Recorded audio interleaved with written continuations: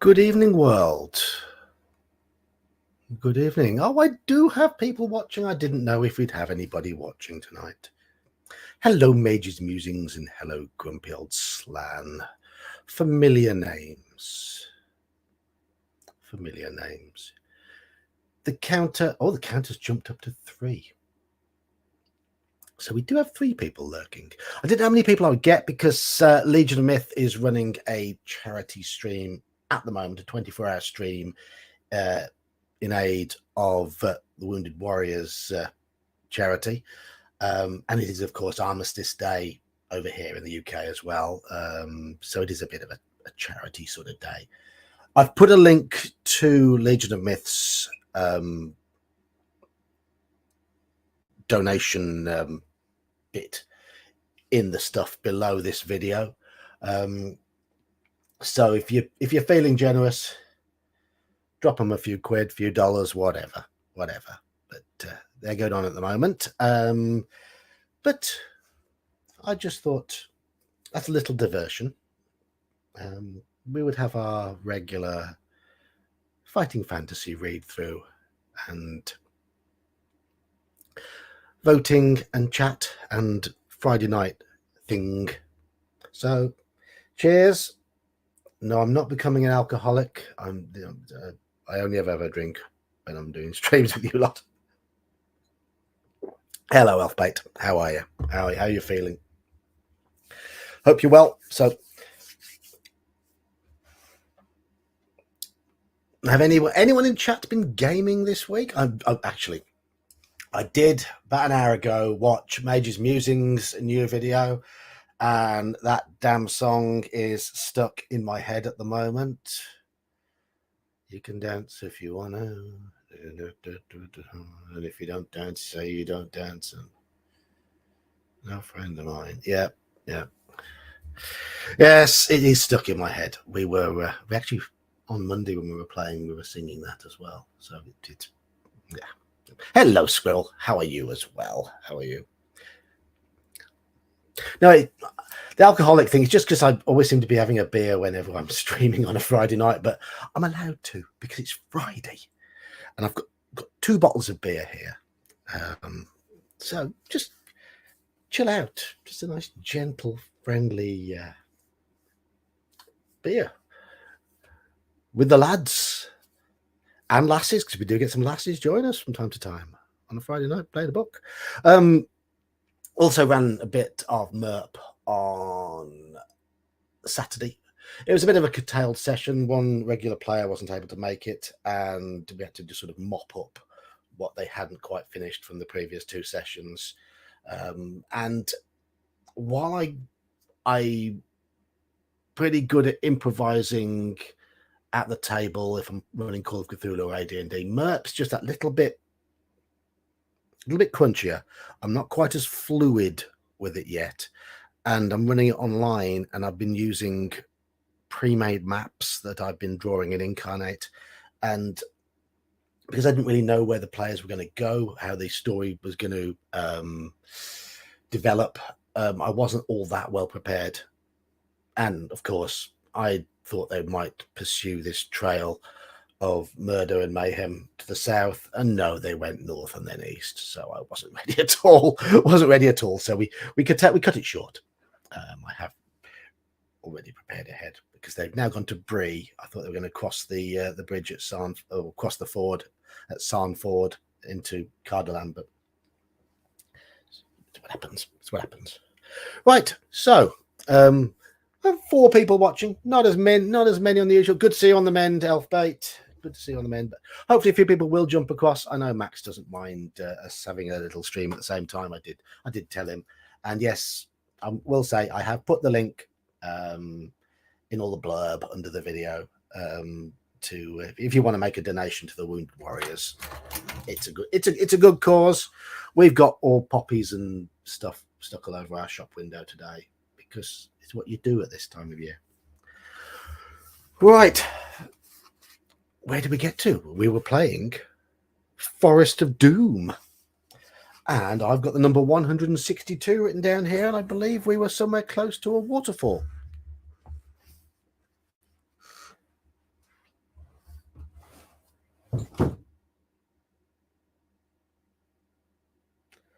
Oh, yes, a fishman. Yes, a fishman. Did we fight the fishman? I think we did. And 162 is searching the fishman's cave. Do you all remember? Hoping you do. So, yeah, where is Elle to keep us on track? Hello, Omanel. Don't know where Elle is. Misbehaving somewhere, harassing some poor streamer, as is his way.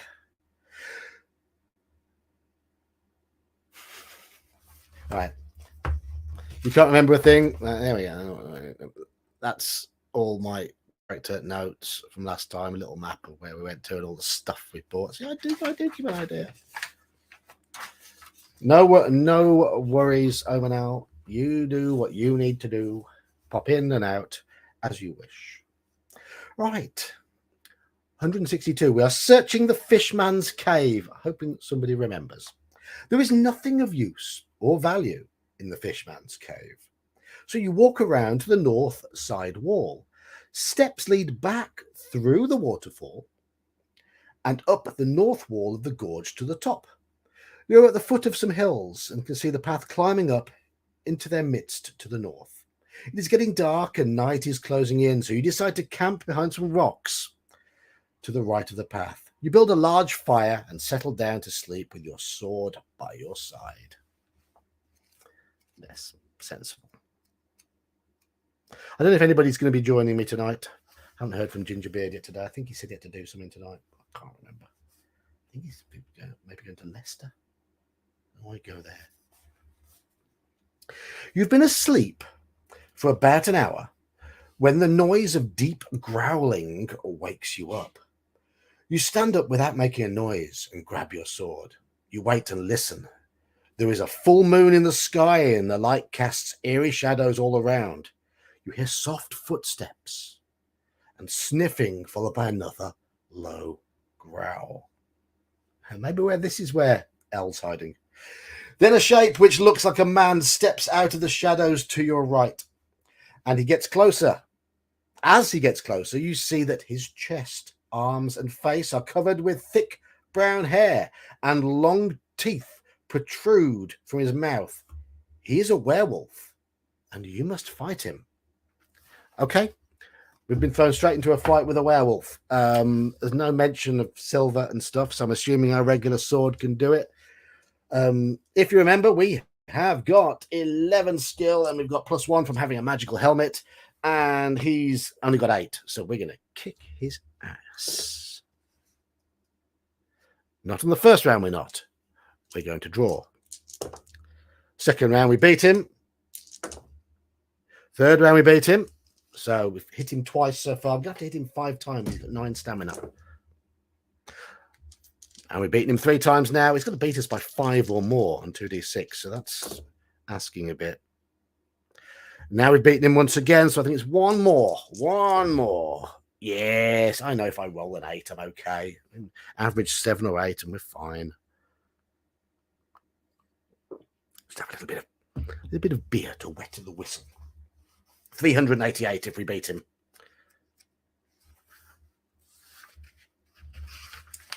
No choices for you lot to make yet. If the werewolf wounded you during combat, turn to whatever page. If you did not receive any wounds, add a luck point and turn to another page. I'm already on my maximum luck, so I can't go higher than that. I'm guessing that is to do with lycanthropy. I wonder.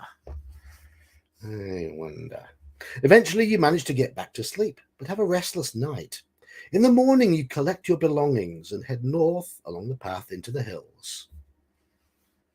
Oh, we're up to 6 people now. I don't expect tonight to be particularly busy, but let's see what happens. So pull up a pew, pour yourself a beer. I know it's probably 5 o'clock, 6 o'clock, 4 o'clock, somewhere somewhere in America, Canada, wherever you all might be. Most of you on that side of the Atlantic. Yeah, 198. The ground is quite steep as the path wends its way into the hills. But by the time you reach the top, the sun is quite hot. All around in the distance, you see the dark green circle of darkwood forest. Mist still hangs in the tall grasses behind you, but ahead you see a valley floor bathed in sunlight. All is quiet. Excuse me. As you start down the far side of the hill, you see a junction in the path. Shall we continue north down the hill or head east along the new branch? So you have a choice here. You have a choice here. No worries, Praxis. So we're on the hill. So shall we continue north down the hill or shall we go east? North or east? Mage's Musing says north.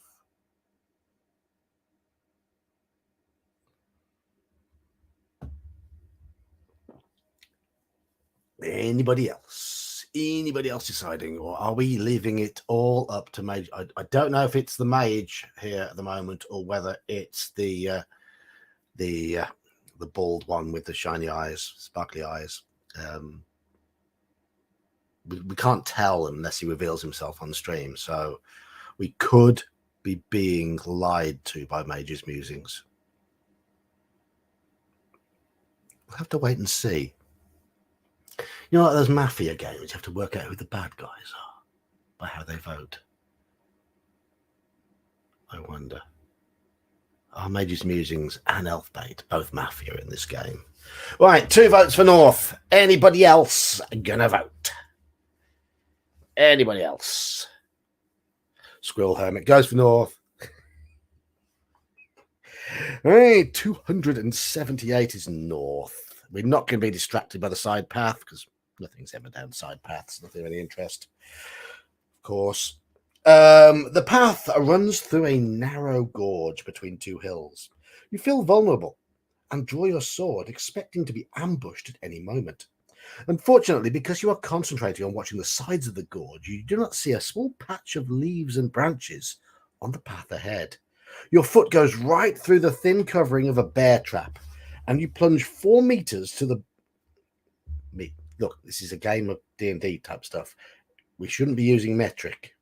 4 meters is about 13 feet, and you plunge 13 feet to the bottom of a rocky pit. To add to your misfortune, a wooden stake with a sharp tip points out the center of the pit. Hello, Roland Bishop. Test your luck. Do we land on the poison trap? Luck of 9. I have rolled exactly 9. We've made it just. It drops our luck to 8.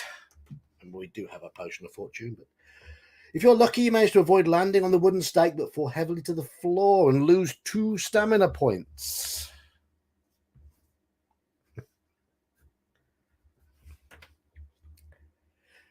If you're still alive, blah, blah, blah, blah, blah, blah, blah.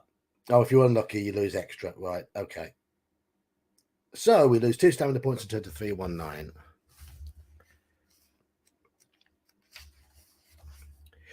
Do you possess Boots of Leaping? Can you remember whether we bought Boots of Leaping or not? Let's see if you remember last week. Did we buy the Boots of Leaping? Did anybody make notes? Did anybody who's here make notes? 7 people in chat now. Does anybody remember whether we bought Boots of Leaping? I do. I wrote it down. Metric is fantasy. You're right. What's weird, though, is I never knew my weight or height in meters, centimeters, and kilograms until I took up a martial art. And now I know my weight in kilos better than I do in pounds. Simply because of 8 years of trying to make weight. I still know my height in feet and inches, though, so it's odd. 5'5" and a bit, about 80 kilos. So I'm mixing my metric with my imperial.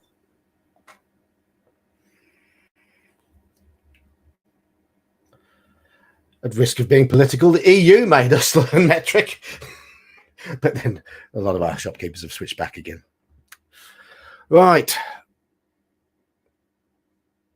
Do we possess Boots of Leaping? Yes, we do. We bought Boots of Leaping. There they are on the sheet. So I'm to do your job for you. I'm only supposed to be reading and rolling the dice. It's you lot who are meant to be making the decisions and keeping the notes. The pit is circular with smooth sides, and you are weak from your fall. You reach into your backpack and pull out the brown leather boots. They are very light on your feet. You crouch down, and in one mighty leap, you're out of the pit. You can only use them once, though. You dust yourself off and continue your walk north. Pardon me, down the gorge. I might be burping on this stream a bit because of the beer. Our fridge is broken, so in order to keep milk and stuff cold, we're having to put it outside. Luckily, it's November, and this beer's quite chilly. It is.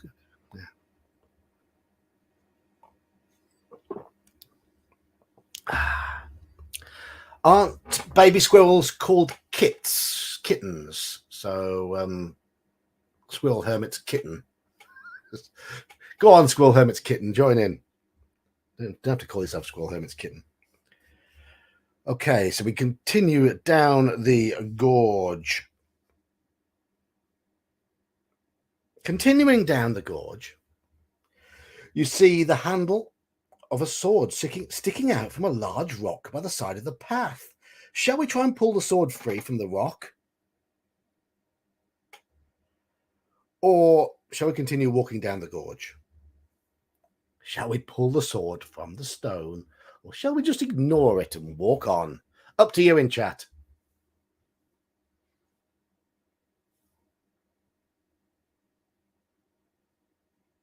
Yes, I am the rightful king. I would be. Would I be? I wouldn't be King John II because my name is Jonathan, and I'd have to use my full name, and I haven't got a middle name I can sneakily use like a lot of the other kings have. Because George VI's real first name was Albert, but he didn't want to be King Albert. He became King George VI. So I'd be King Jonathan. I could take King John II, but King John I was a bit of a knob. So anyhow.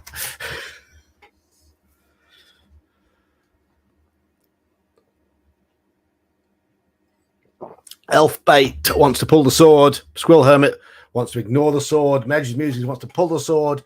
Anybody else want to chime in? 7 people in chat. Just gone down from 8, so someone's just buggered off. King Arthur II. Well, we only numbered the kings from around sort of Edmund, Harold the First, the Harolds, Edmund Ironside, was he Edmund II?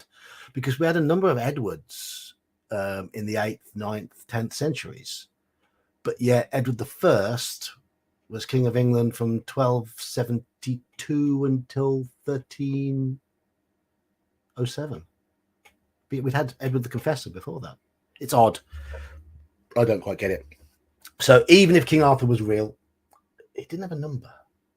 So, what would be King Arthur II? We'd have to be King Arthur II. It'd have to be. Yeah.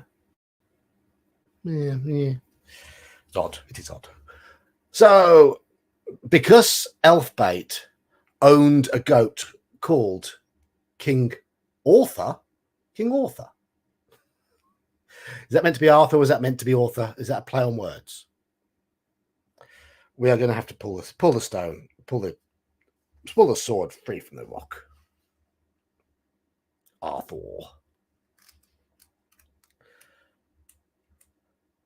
We need to see if we can get some dodgy innuendos in here, because I don't know if you've seen Major's Musing's latest video. He goes a little bit carry on film at times, talking about large bones and things.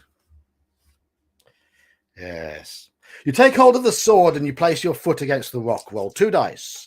If the number rolled is equal to or less than your current skill, it slowly slides out of the rock. Here we go. Oof, oof. I've rolled double 5, but our current skill is 12, so we were never going to fail. Turn to 70. Double typo. Typo. Oh. The sword. Ooh. The sword is magnificent and was obviously made by a master craftsman. It feels powerful in your hand. Add 2 points to your current skill score for your enchanted sword. Yes, yes.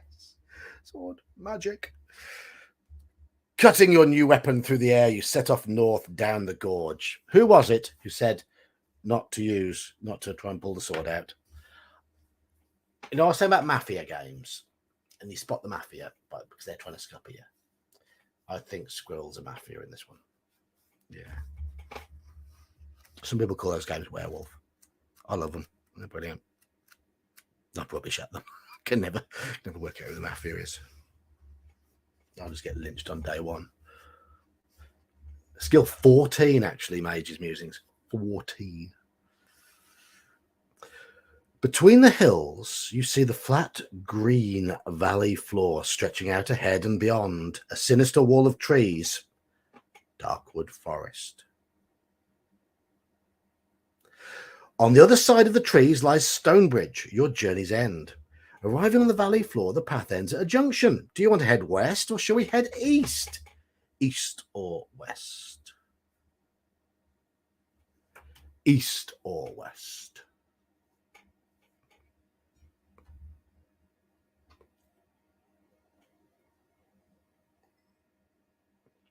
Yes, there was a content warning. Yes, there was.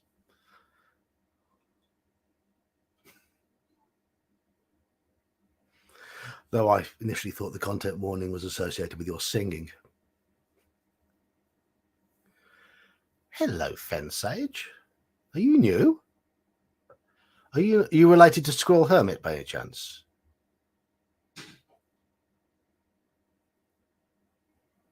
That's your kit, yes. Baby squirrel. Or as you say in America, squirrel. Because you can't pronounce squirrel. Squirrel. Not squirrel. All right.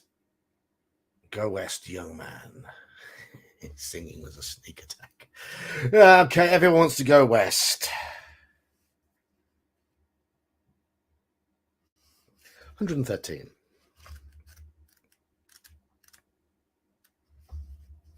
The path makes a sudden turn to the right and heads north across the valley floor. To the left of the path, you see a large pond with a small wooden hut with a thatched roof by its edge. If you want to investigate the hut, turn to this number. Or shall we ignore the hut and continue along the path?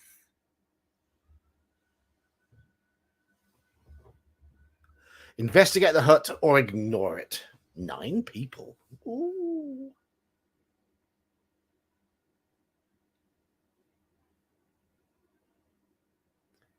The most we've ever had on one of these was 20 odd. One of these Fighting Fantasy streams. I didn't expect too many tonight, but thank you for coming along.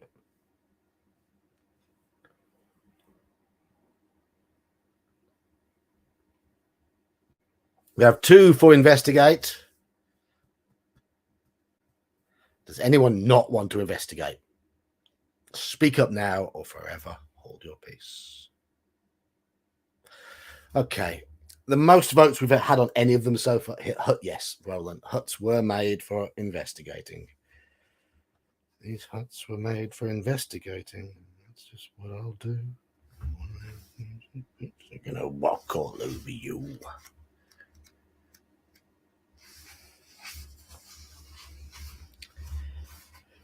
You walk round to the front of the hut and see a large blue vase. Again, in America, you would call that a vase. In America, you're wrong. You walk around the hut, around the front of the hut, and see a large blue vase standing on a small porch. There is nobody about. You open the door of the hut, but there's nobody inside. The hut is also devoid of any furniture or objects. You walk outside again and inspect the blue vase. You look inside, but despite the sunlight, you are unable to see beyond the rim. Veiled with an eerie blackness. You shake it and hear a rattling sound. Do we drop the vase on the ground, put your hand inside the vase, or ignore the vase and return to the path? I wonder if this is certain Major's musings. Would you recognise this from your dungeon? Ace Eric. Annihilation.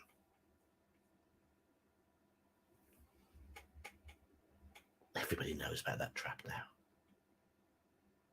So, shall we drop the vase, put your hand inside the vase, or ignore the vase? Up to you.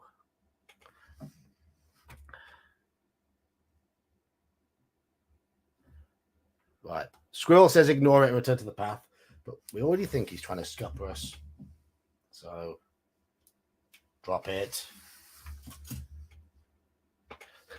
We say to the dog when she's got something she shouldn't have. Drop it. Leave it.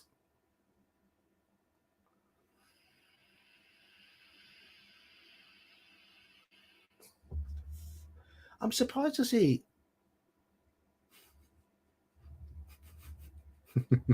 So, two people want to ignore the vase. One wants to drop it and one wants to put his hand in it.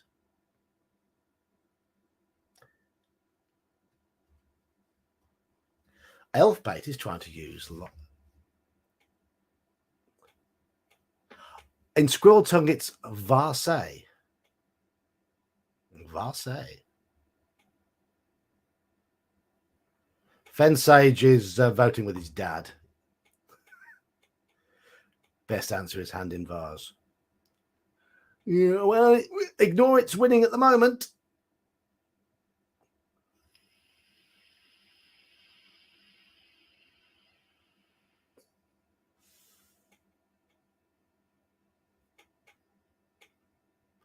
Everyone's ignoring Elfbait's logic.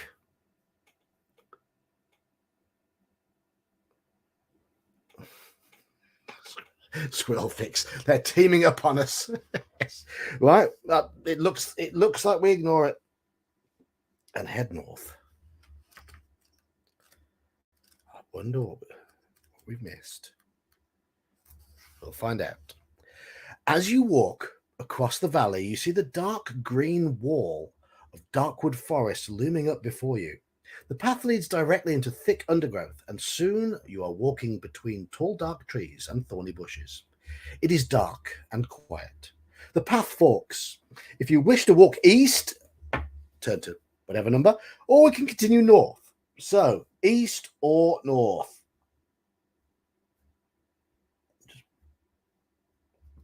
East or north?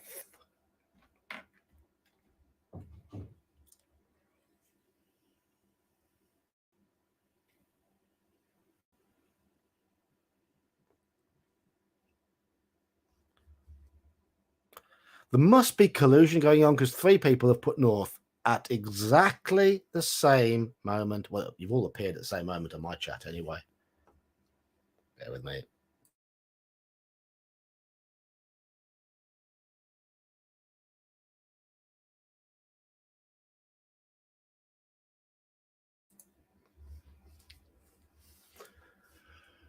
So we've got 3 north, 1 east. It's your turn to be outvoted on each option, Elfbait, tonight, by looks of things.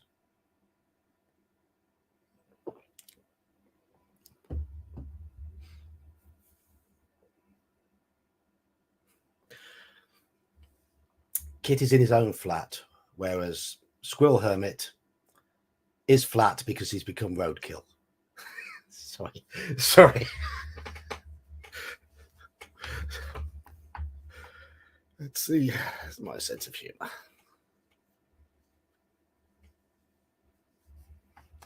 So it's 2 for north. Sorry, 3 for north, 2 for east at the moment.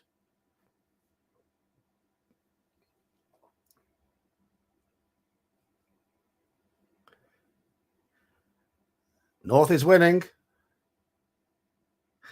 Yes.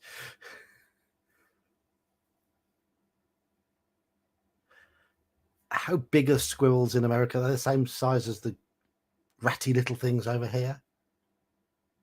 Or do you have those nice, majestic, red, gingery red squirrels? So we've got lots of the grey ones. And never eaten squirrel. Never eaten squirrel. What's the oddest meat I've ever eaten? I had snails in France. That was nice. They were nice. I had ostrich. I had wild boar. That was nice as well. Oh, you've got showing off now. We've got two squirrels over here, and one of them is quite rare now.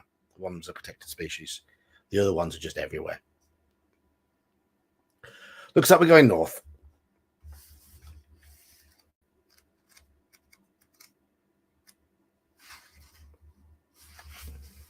Amidst the trees to the left of the path, you see a small stone building covered with ivy and moss. If you wish to examine the building, tell me, or shall we carry on north? Examine the building or carry on north. I've run out of room to draw the map, so. Oh well. Examine the building or carry on north.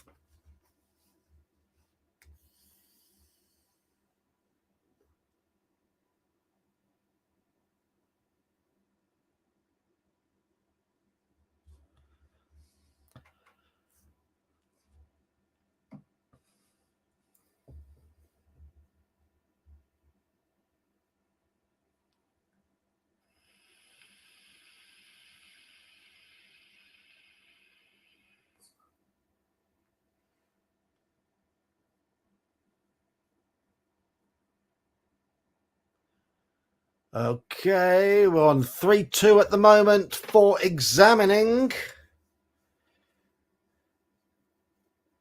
The squirrel family both think we should carry on, but everyone else is disagreeing with them.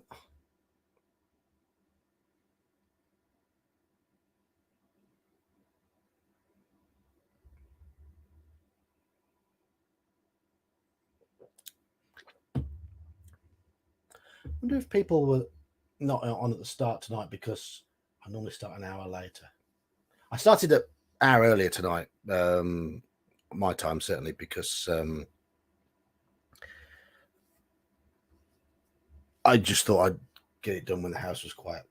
The daughter's out, football training.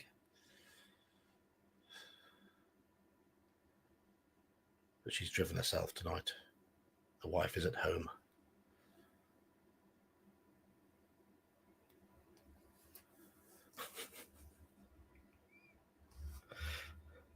Prog rock answer to the Partridge Family.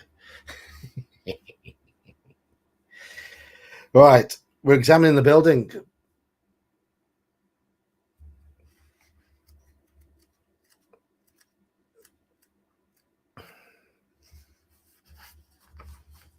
Nearest I've ever got to prog rock. I like, I mean, you all know I like Tool, but they're more prog metal, and I do like Pink Floyd. So yeah, I guess I do like that sort of stuff. The building measures only 3 meters by 10 feet by 10 feet. Small building, and it has no windows. Looks like we found a toilet. The door is made of stone and looks very solid. There's no handle, and there does not appear to be any other way to enter the building. Then you notice a tiny keyhole in the stone door. Do you possess a silver key? I wonder if this key was in that vase, because we haven't got a silver key. So I think we're stuffed here. We haven't got a silver key, so I've got to go to 379. Have we just lost the adventure because we didn't examine that vase and smash the vase? We're going to get Elfbait saying, I told you so. I told you so. Yeah, I told you so. You may either try to charge the door down or return to the path and head north. So shall we lower our shoulder and try and barge this door down, or shall we return to the path and shall we head north? Or shall we just listen to Elfbait going, yeah, I told you so.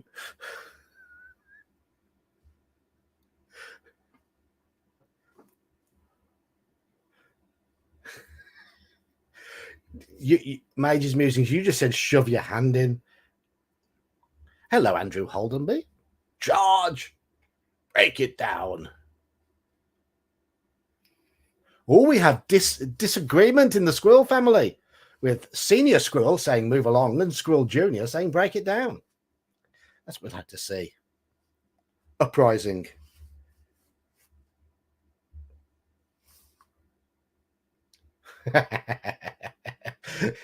Yes, yes, yes. Made his musings. Yes. Puts his hand in certain places to use his puppets. Yes, he does.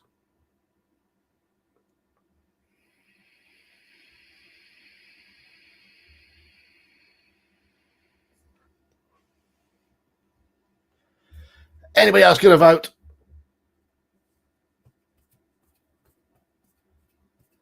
Always listen to the guy with the goat. Hmm.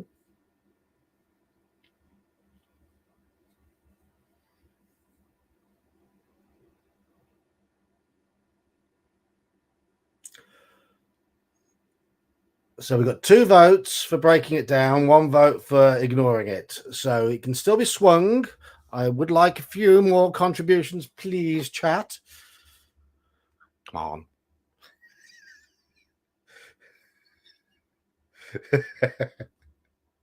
I can. Yeah. I'd like to see you keep up the Merlin's to Gandaldor voice for 3 hours or so, DMing a session as Merle.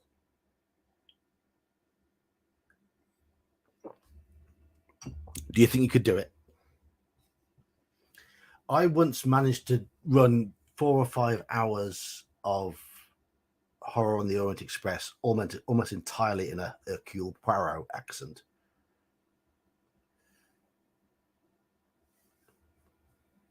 I think the accent was all right. Players seem to like it. I think I should read the next passage in that accent. Right, charging the door down.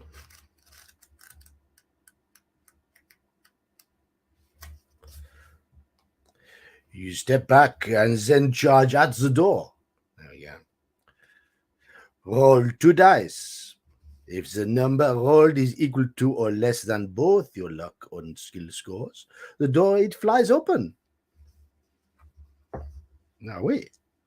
If the number rolled is greater than either your luck or skill score, you bounce off the door and you rub your bruised shoulder and decide against risking any further injury to yourself and return to the path to head north. There we go.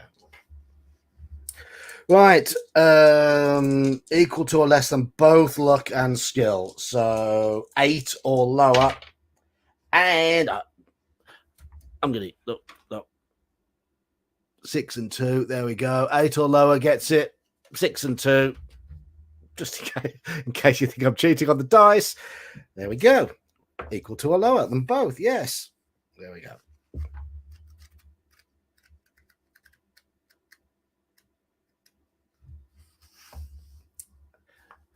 Mon Dieu, he is speaking Fausse.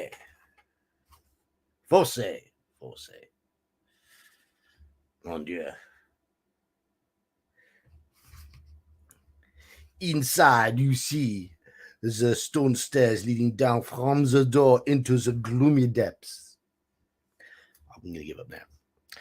You cannot see a thing down the stairs. If you wish to descend the stairs, turn to whatever number, or shall we leave the building, return to the path and head north?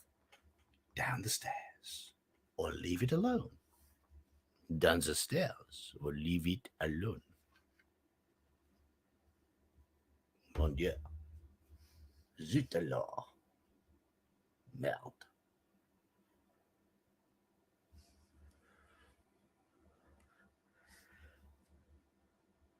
Did I say a bad word in French? Exactly, chaps. Have we got light? We've got fire capsules. We've got a ring of light. We do have a ring of light. Yes. Good decision. Whoever chose to pick that ring of light early on.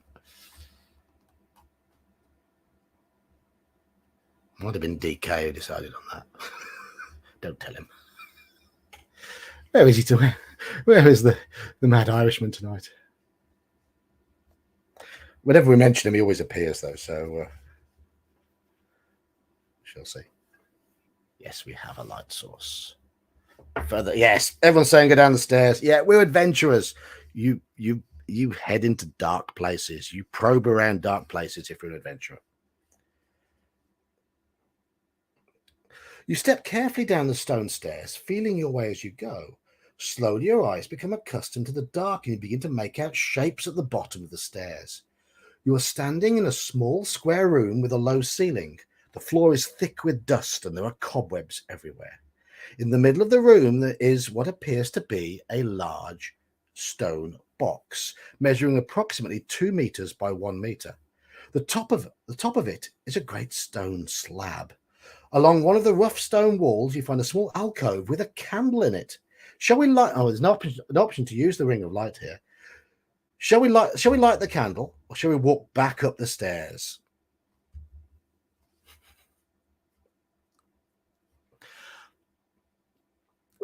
DK was brought up in America, but he does have a little Irish twang to it, and he does do a very good Irish accent. But his natural voice has got it's mostly American, isn't it? I think he was brought up in New York. He's got American and Irish family, as far as I know. Light the candle, that is a coffin. Yes, 2 meters by 1 meter, a big stone slab.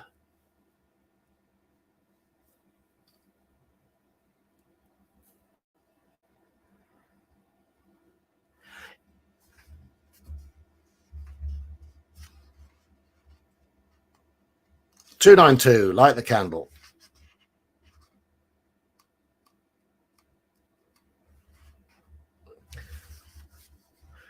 The light from the candle casts eerie shadows around the room. In the yellow light, you see the face of an old man carved into the stone slab of the box. Then you notice the leg of a skeleton protruding from the shadows in the far corner of the room. You walk over to the skeleton to inspect it. The skeleton is small and the skull has sharp, protruding teeth. It could be the skeleton of either a goblin or an orc. You walk over to the stone box. The slab on the top looks as if it could be moved. Shall we try to lift the stone slab or shall we ignore it and head back?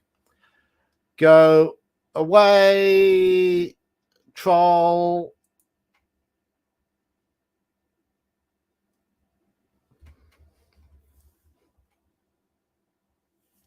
Troll bot blocked.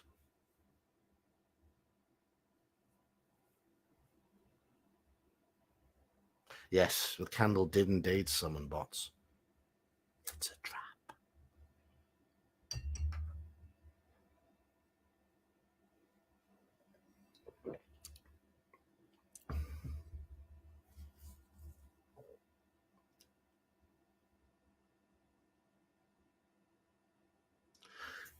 In a D&D adventure, if you got a crypt and you put a sarcophagus or coffin or something in there, you know the adventurers will just have to open it. They can't leave it alone, can they? Even if they know there's something bad in there, they have to open it. They have to mess. And then they shout and scream when they get splattered by whatever's in there.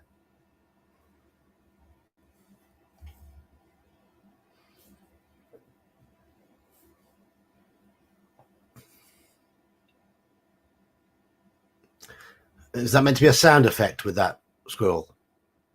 Lift. Ugh. Okay. We're lifting it. I knew we would. I'd have put my house on that. Not really, but we have to open. You try with all of your might to move the stone slab, but it will not budge. Do we have any dust of levitation? Can you remember whether we found dust of levitation or not? I know the answer to this one. Yeah.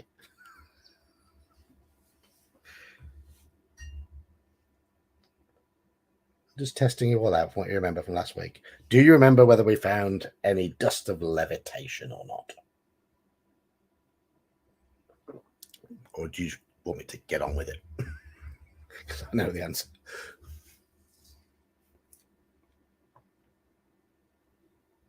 No, people are being non-committal. Either that or there's a slight delay on chat.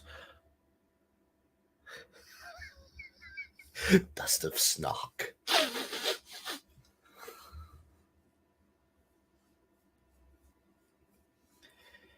It's been a funny week at work. To deal with dripping. We think it's a sewage overflow that's dripping through the ceiling of the shop, which is lovely. We've got a flat above the shop. We think they've got some pipes blocked up there. We hope it's not the sewage overflow, because that'll be horrible smell in the morning. Yes, we found dust of levitation last week. It's on the character sheet. There you go. All right, okay. If we do turn to 173.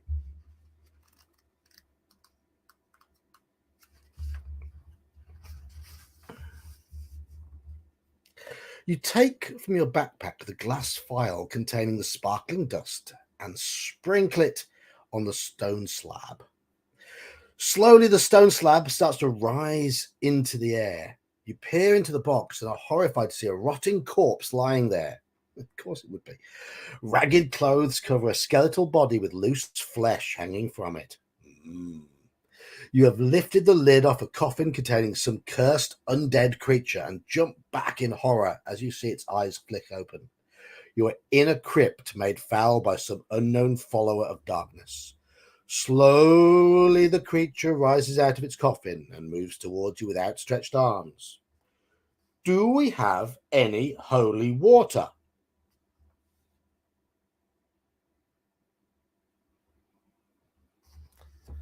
Can you remember whether we bought some holy water or not? Again, I know the answer. I know the answer. Did we buy holy water?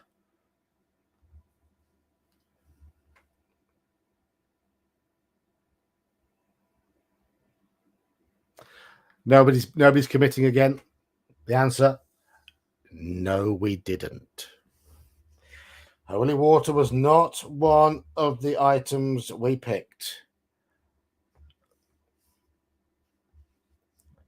Are you sure? I've got here garlic, ring of light, nose filter, potion of healing, rod of water finding, potion of insect control, net of entanglement, boots of leaping used, headband of concentration used, fire capsules, potion of anti poison, gloves of missile dexterity, a necklace, a +1 helmet, gold ring worth 10 gold pieces, magic sword, dust of levitation. Who was your personal shopper? You all were. Remember when Gingerbeard showed off that thing? Don't mean it like that. No, we don't have any holy water.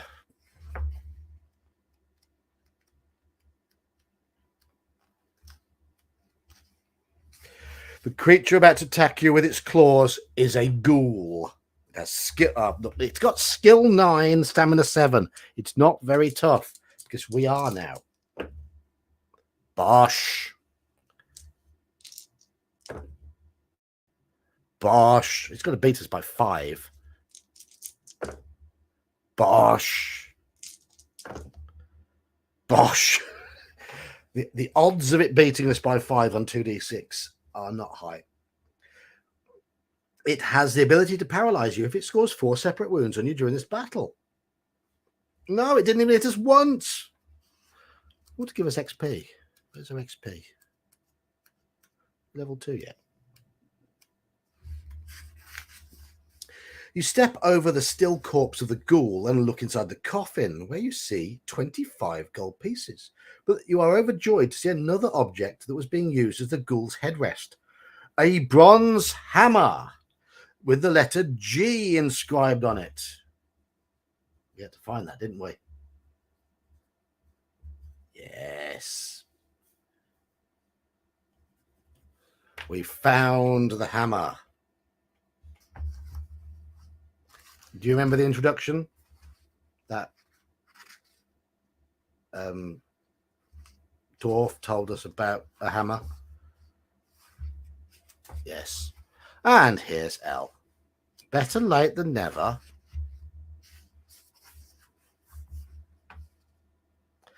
The path presses on northwards through the dense trees, then it makes a sudden turn to the right and heads east. It's so overgrown in places that you have to use your sword to cut through it. Your walk east is long and tiring.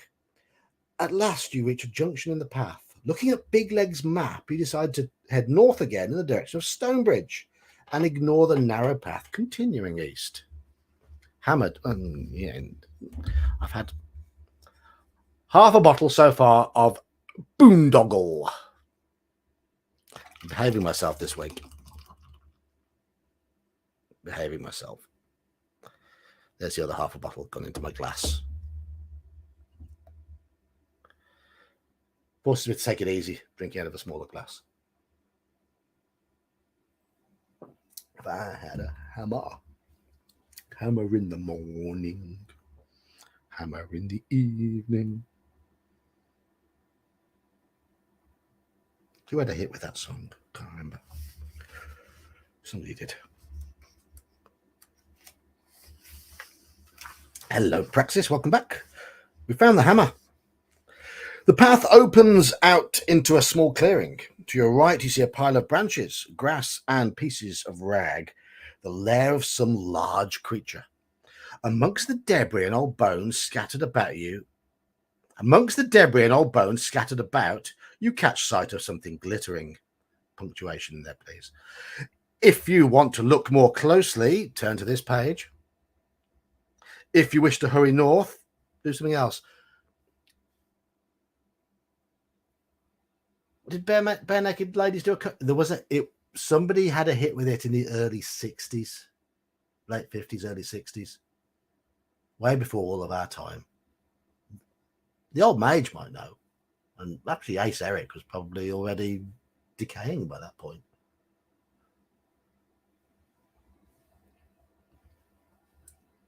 So, shall we look for Trini Lopez? Well done. Did you just Google that? Or did you remember it, Praxis? Are you old enough to remember it? I don't know. Personal questions. If you want to look more closely, shall we look more closely? Check out the glitter, or shall we hurry north along the path?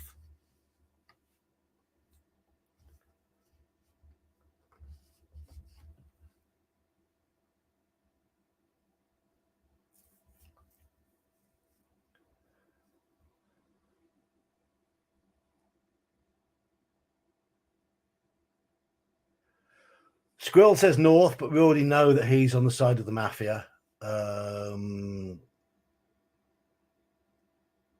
L says smoke the grass. Any grass to smoke. Glitter it up. Check out the glitter. Looking about and searching. Praxis remembers it from his grandmother's 8-track player. My mom has still got her copy of the best of Eddie Cochran and the best of Buddy Holly, and they are both really, really good records. I like a bit of late 50s rock and roll. Eddie Cochran was superb. So let's have a poke around. Buddy Holly was good as well. Let's face it. They knew their stuff. You walk over to investigate the lair, but are suddenly aware of a dark shadow being cast all about you. You hear a loud roar above you and look up to see a dragon-like creature with 2 legs and green scaly skin flying down to its lair. A bolt of fire shoots from its mouth towards you. Hang on. 2 legs. It's a wyvern or wyvern, however you want to pronounce it. And they don't shoot fire. There is a picture. See it? There. Oh, there we are.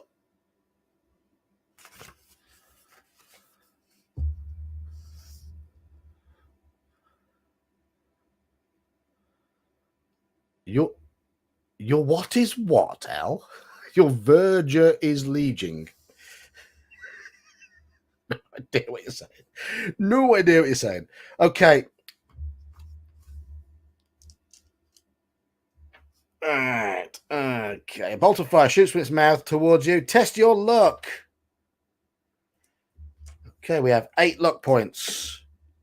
5. We've passed, but our luck drops to 7. So we are lucky. We've jumped out of the way. Might be a good time to drink the potion of fortune that we have. The creature landing in front of you is a wyvern, or wyvern, however you want to pronounce it. It looks at you and opens its huge mouth to let out another burning roar. It's about 10 meters. 30 feet, 31, 32, 30, 33, 33 feet. It's about 33 feet long, and its thick scales look hard to penetrate with your sword. Do you possess a flute? No, we don't have a flute. No. Didn't find a flute. Hoovern. The wyvern's long tail swishes from side to side and smoke curls up from its nostrils. You draw your sword and prepare to fight this fearsome monster. This has got a half-decent skill. Burger leaking. Yeah. Okay. I was worried. No time for fluting, no.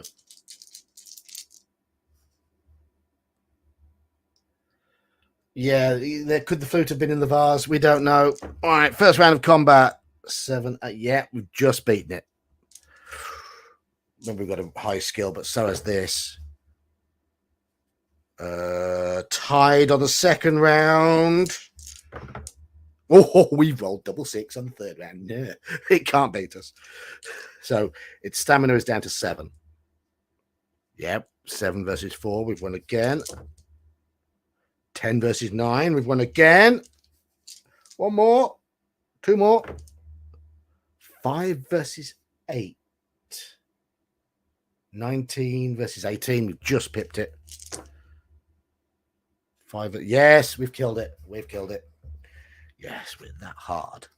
We're that hard with our magic sword and our special helm. Slightly overpowered, aren't we?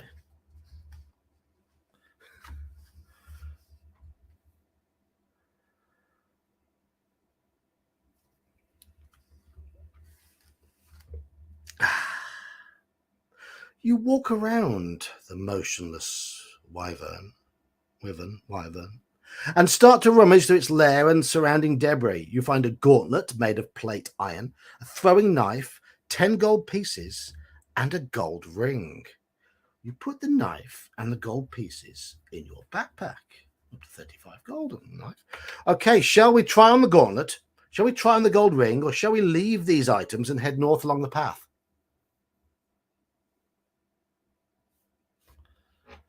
Gauntlet, ring, path.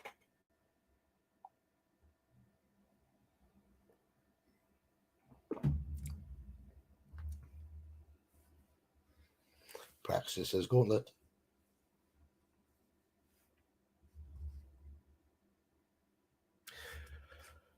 Doesn't give us the option for both. Ring. Hello, Coco B. Warrior needs food badly. Yes. Gauntlet. What a great game that was.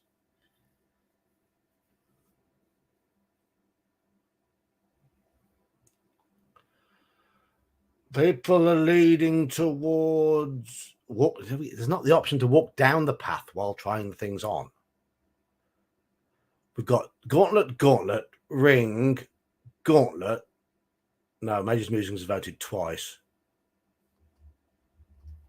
There's no option for food. It doesn't say food. I've lost control of the room here, haven't I? Like a bunch of misbehaving school kids, all of you. Right, gauntlet, ring. I think ring, Elfbait, Fensage, and El have all gone for ring. Praxis has gone for gauntlet. Mage's Musings has gone for gauntlet.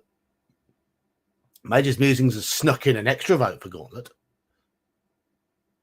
And everybody else is not making any sense. Ring's winning. Ring it is.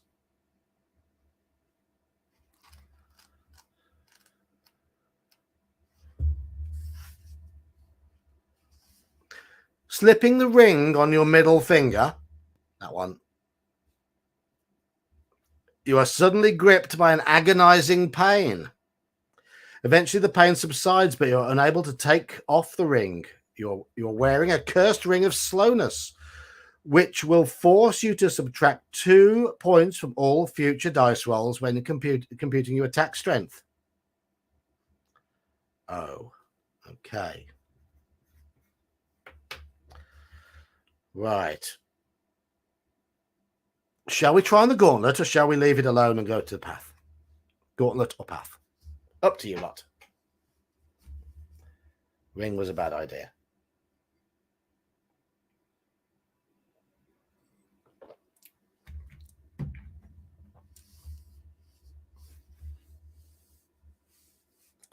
You're all going to say gauntlet, aren't you?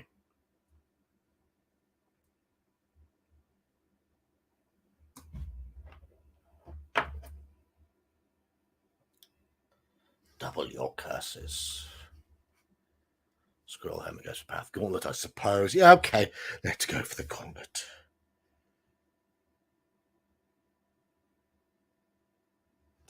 $374. The dragon's treasure is cursed. You slip the gauntlet on your hand and take hold of your sword. Slicing the air with it, you feel more than usually skilled with your weapon.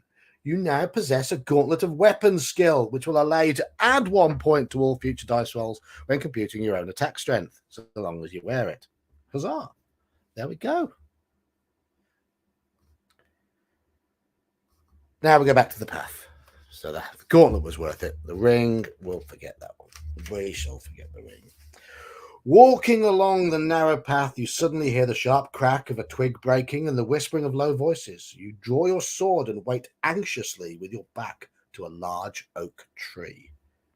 Then from behind the trees opposite step 4 men and a woman dressed in green tunics. Each looks menacing, and they stand with swords and axes in their hands. The young woman steps forward and tells you that you are trespassing on their territory, and you must pay a levy of 5 objects from your backpack or face the consequences. Do we give them what they want, or shall we spit on the ground in reply and fight them? There she is. Do we do as we are told, or do we fight them? Very true practice. You should always listen to Forever DMs.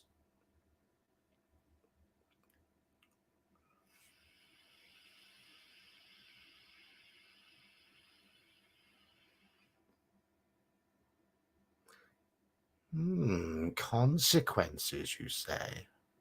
Yes. Choices always have consequences.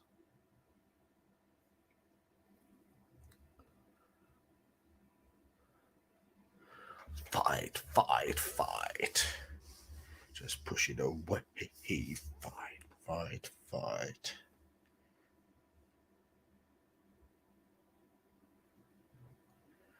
Fight them. 104.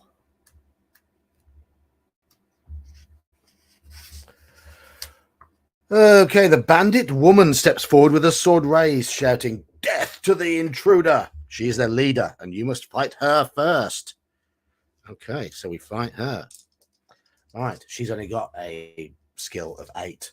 So as works out as 13. Right, okay. Oh, I've rolled a 3 and she's rolled 8 on the first round. 16 each. It's a tie. Yeah, she was holding an axe in the picture. Right to the publishers. The new art is rubbish.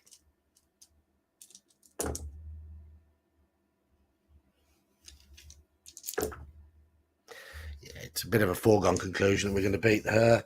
And all of her blokes are wimps Got to fight the other. Yeah, we've got to fight them all in pairs. Okay, right. But they've got to beat us by 5-6 just to tie with us. So, no. No. There's one dead.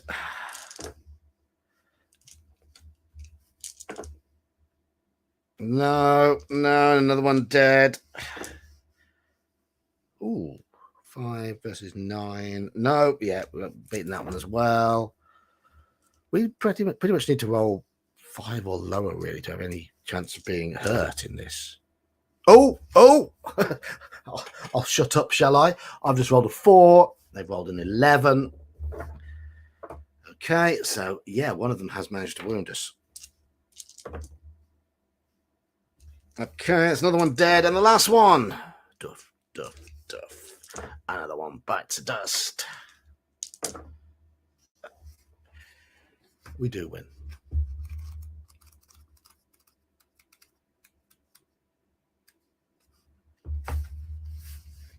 A search of their clothing and pouches reveals nothing of interest, apart from 2 gold pieces, which we put in our backpack. Okay.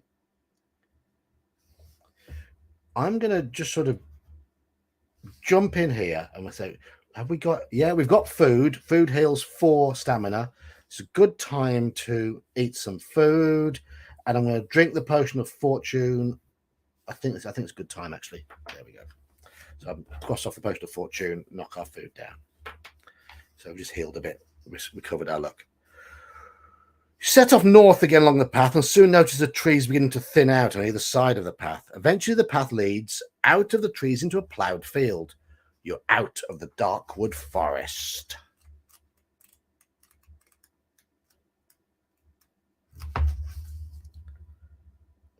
The path leads through the field to a stone bridge over a clear stream. Beyond the bridge are the small cottages and wooden huts of a village. A sign on the bridge reads Stonebridge. You cross the bridge and see 2 old dwarfs with long white beards standing by a cottage looking at you. Do you have the hammer head and handle with the letter G inscribed on it? Hold on. We've got a hammer head. We haven't got a handle.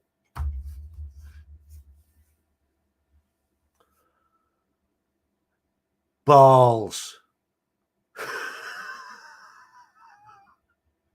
We've missed the handle. So, yeah, because if you got them both, it's turned to 400, and 400 is always the winning page. We're going to turn to 381.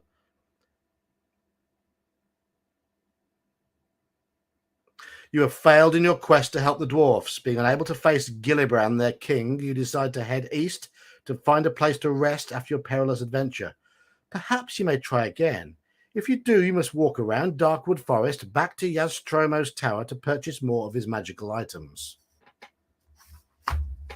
Hello, Simon. Oh, yeah, I wonder if the flute was the handle. But do we go right back to Yaztromo's, and do we go right back to the start and start again and see if we can find the handle? It's up to you in chat. Up to you. We're only going for 68 minutes on this stream. Vote yes, let's go again, or vote no, shut up, geek, I'm bored. Up to you. Yes or no?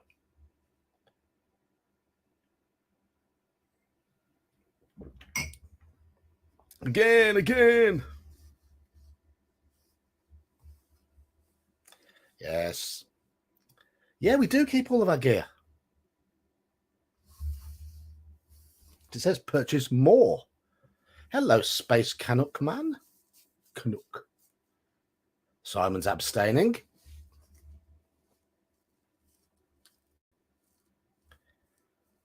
When we get back to the adventure, abstention is not allowed. But so we're going back. If we're going to do it, let's do it. Yes, I like that attitude. Right, come on then. Come on. We go back to Yaztromo's tower. I quite like that mechanic, rather than go right back to the very beginning.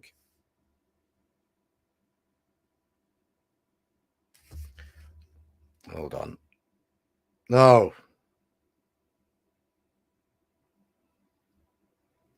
On your long walk around Darkwood Forest, you are attacked by a large group of wild hillmen, probably the same group who attacked Big Leg and his party 2 days earlier. Test your luck. If you are lucky, you manage to run away from them without being hit by the rain of arrows, which falls all about you. Go back to 1. Test the luck. Yes, of course, we're lucky. We've got high luck. So, yeah, we're going back to 1. It's right at the beginning of the adventure.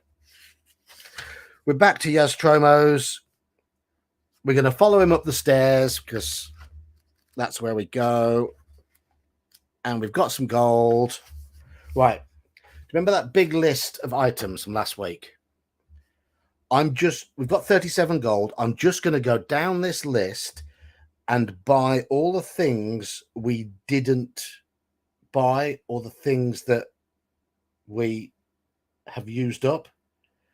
So, potion of plant control.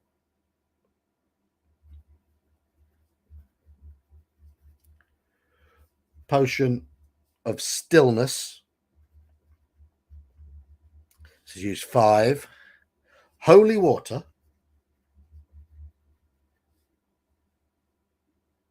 It's 8. Did we get the we didn't get the rope of climbing. Oh, we've used it. Boots of leaping, yes. Headband, we use that. We might as well use that to get another one of those. So that's 8.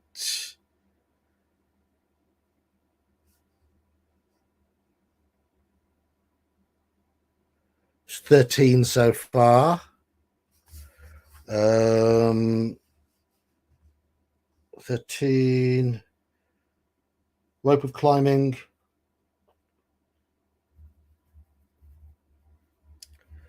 16. And armband of strength. We've never got one of everything then. So that's 21 gold pieces spent. We've got 16.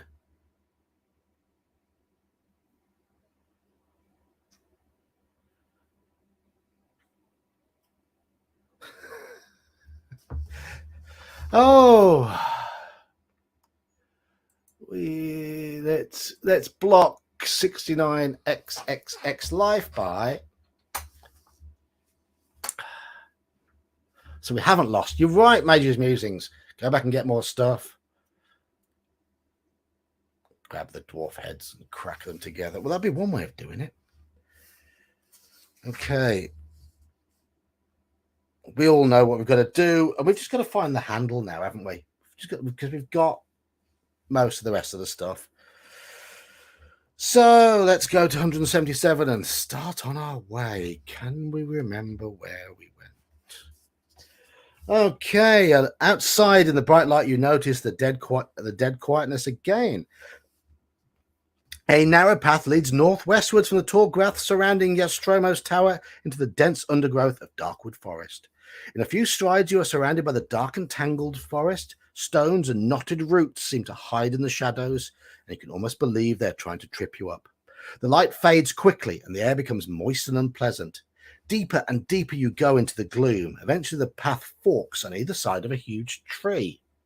Right. We had 16 people in chat when I started reading that. We're now down to 11. We lost. I've had enough of this. Right. Last time we went west. Shall we go east this time? But it's up to you lot. West or east? East or west? Up to you. Decide now.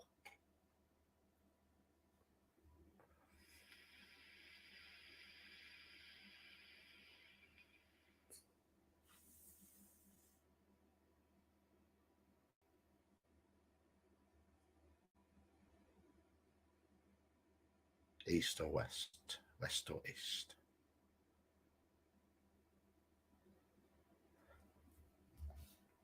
I'm going to go east this time, are we? You reckon?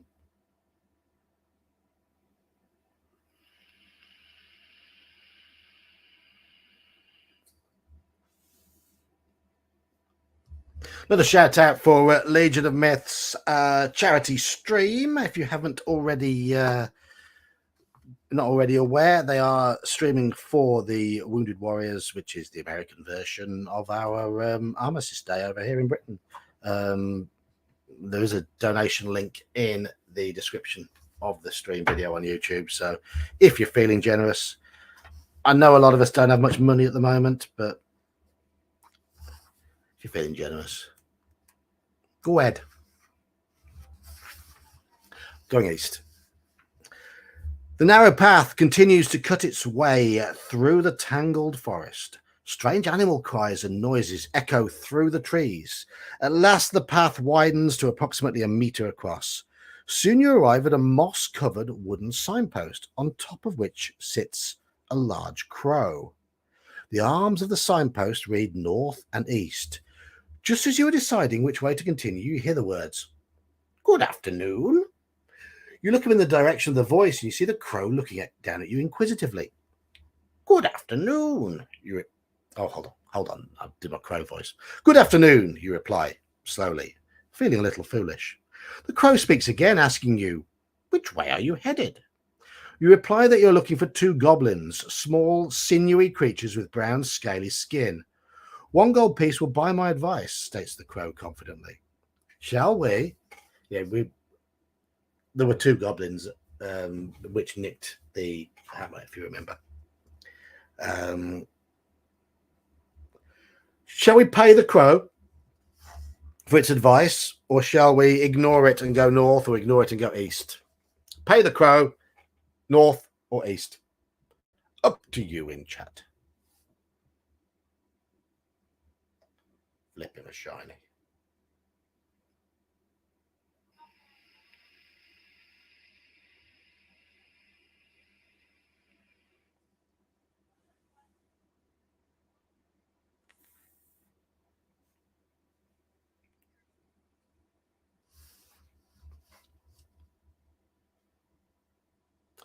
One vote for flipping the shiny.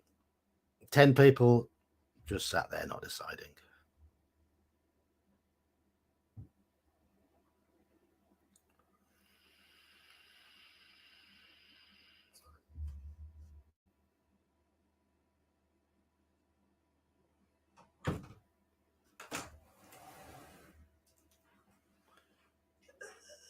And this is Mrs. Geek.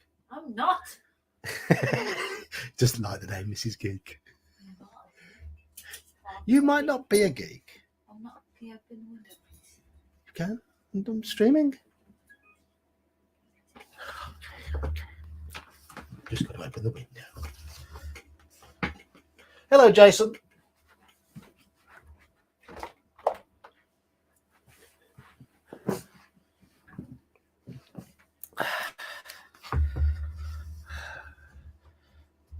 Is that a smutty comment? Toss a copper.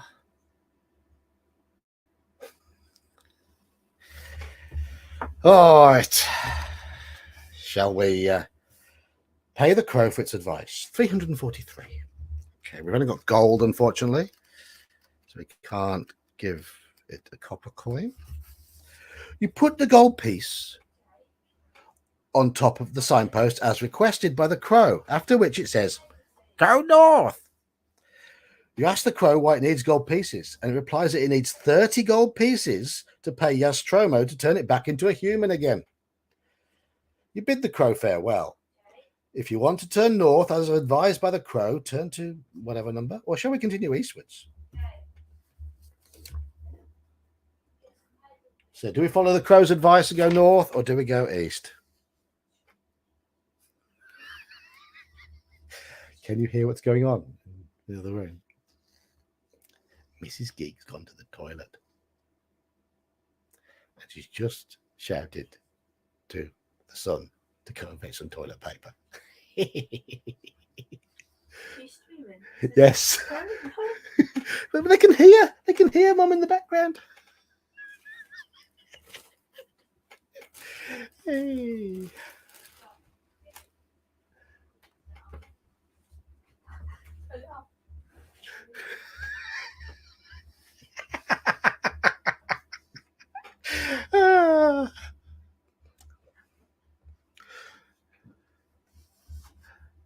Life Shay Geek. Everyone's going north. Turn to 8. I might well be.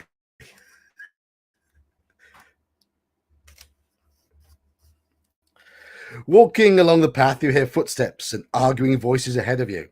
Shall we go and meet the owners of the voices, or shall we hide in the bushes to let them walk by? Go and meet them, or hide in the bushes to let them walk on by. Do, do, do, do.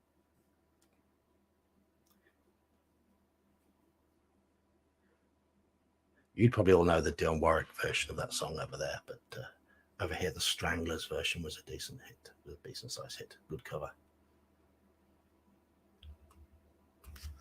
Right, I've let vape smoke out, so I'm going to close that window again because it's freezing.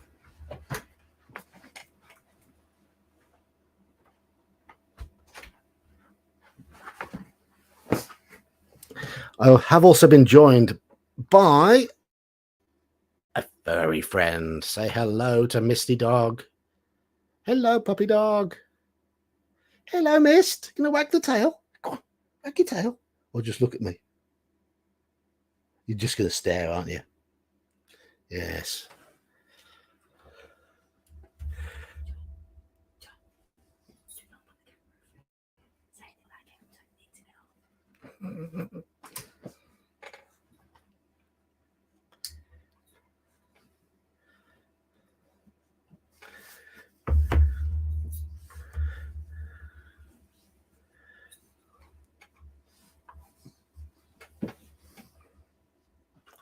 So, are we hiding or are we going to meet them?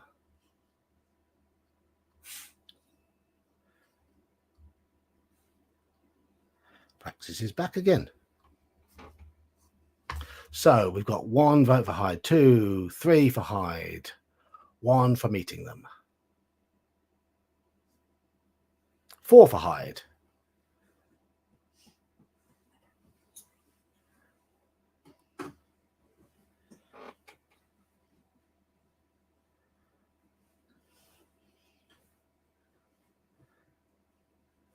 Yes, okay, we're hiding in the bushes to let them walk past.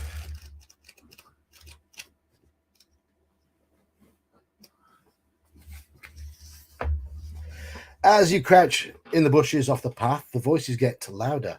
Then 2 pairs of spindly legs in tattered cloth shuffle past you quickly, kicking up dirt and dust. The voices soon fade away into the distance. You step out onto the path again and press on northwards. Wonder who they were. Did they have a handle with them? They did. We've lost again.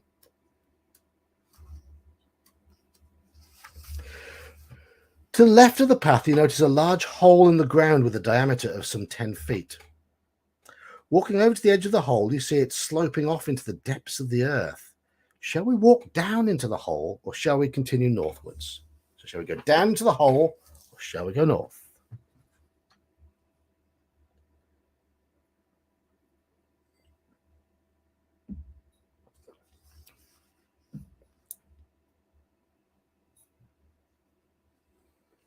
Hole, hole.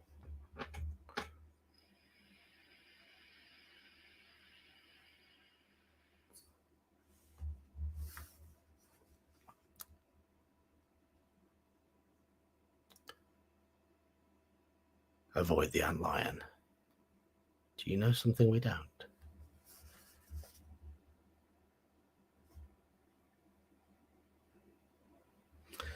Votes are coming in for the hole. So we're going in. We're going in. As you descend into the hole, you notice large amounts of slime secreted by some huge creature.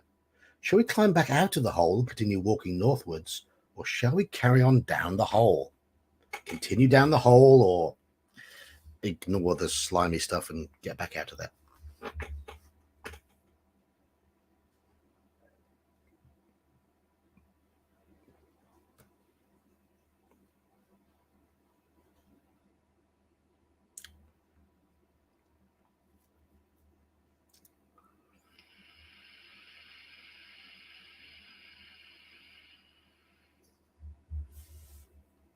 No, it's not an antlion, is it? Something far worse, possibly. We have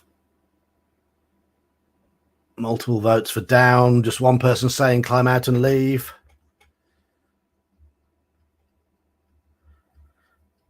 Down's now winning.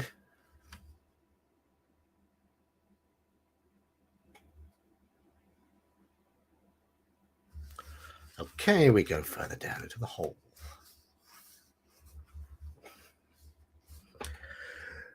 The slope is deep and you slip. Sorry, the slope is steep and you slip on the slime, tumbling head over heels down to the bottom into a large earthen cavern. You jump to your feet and are alarmed to see the shiny tip of a poisoned barb on the tail end of a huge stingworm coming straight at you. The stingworm is about 16 feet. I'm going to convert this. 16 feet long and has huge yellow segments. But all you care about is protecting yourself from the barb. There's no time to scramble out of the hole. You must draw your sword and fight. Right, we've got attack of 13. He's got a skill of 8. So we should beat him. Yes. I hit him 4 times though. Yes. Ooh, just. Yeah, we have to roll really badly for them to hurt us because we are overpowered now. Art. That's not too bad. That's better. Still a bit murky. Prefer the original art. I think it was Ross Nicholson originally with this one. Was it? No, it wouldn't have been. I think he only did the first couple. You walk around the lifeless bulk of the worm to examine the contents of its lair. There are several skeletons, perhaps those belonging to other unfortunate adventurers. By the side of one of them, you find a leather backpack, and inside the backpack, you find 4 gold pieces. We'll have those. And a small corked bottle containing a colourless liquid. Shall we drink the contents of the bottle or leave the cavern and scramble back up to the path again, taking just the gold? So, drink the bottle or leave. Those are your options.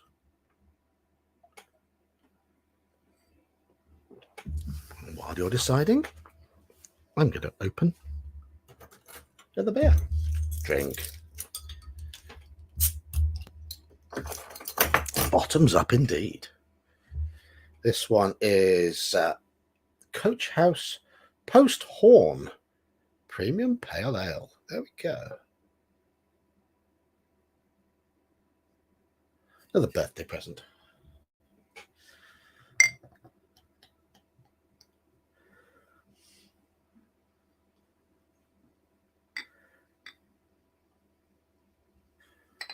Something wonderful about freshly poured beer, isn't there?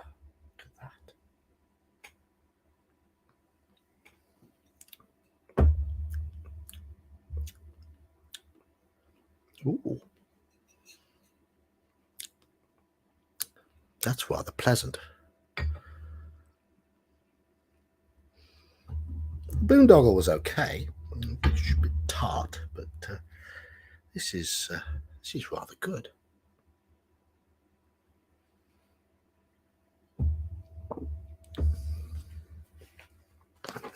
British beer, proper beer.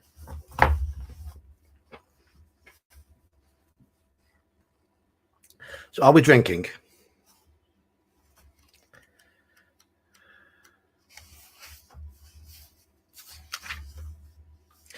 You look at the bottle in your hand and then quickly gulp down its contents. You wait several seconds for some reaction, but nothing happens.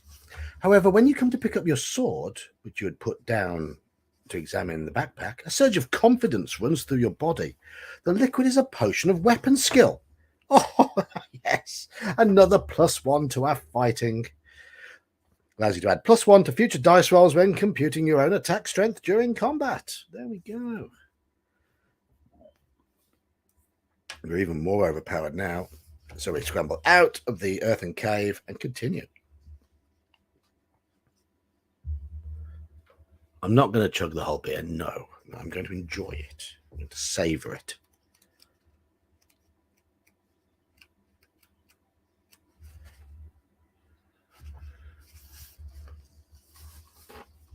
It was some cheap canned rubbish, but no, it's good stuff.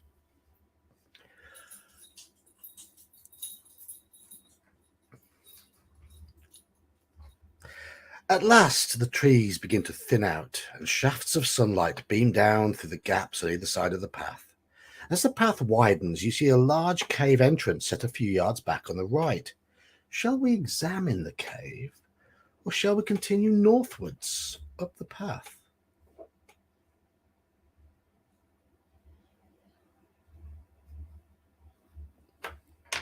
Examine the cave or continue northwards?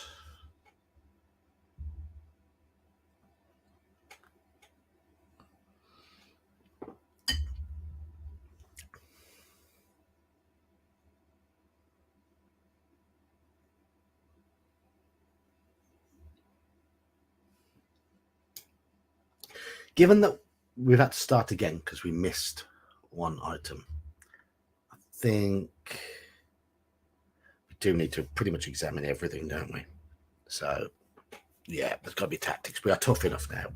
We are boosted up in terms of strength. Examine the cave, 230.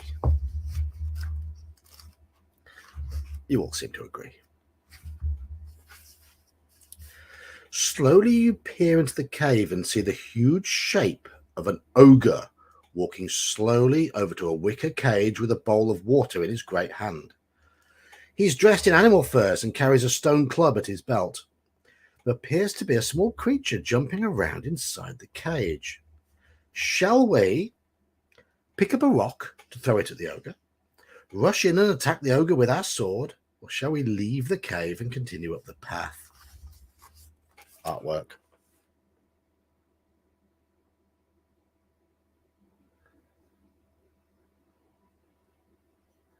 It's Robbie Coltrane, isn't it, from Harry Potter?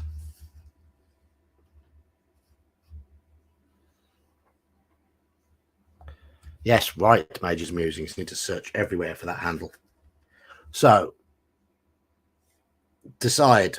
Throw a rock at the ogre, attack the ogre with our sword, or leave the cave and continue up the path. Our stats at the moment, right, our base skill is 11, but all the modifiers we've found push it up to 14. We've got 17 out of 20 stamina, and luck is on a maximum 9. Sorry, maximum is 10. We're on 9 at the moment.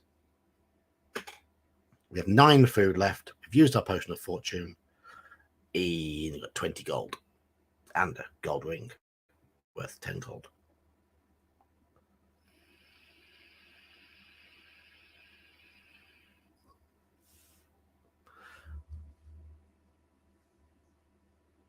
Okay, 2 going for rushing in, 1 going for throwing the rock first. 2 for rock. 2 rushing in, 2 rock.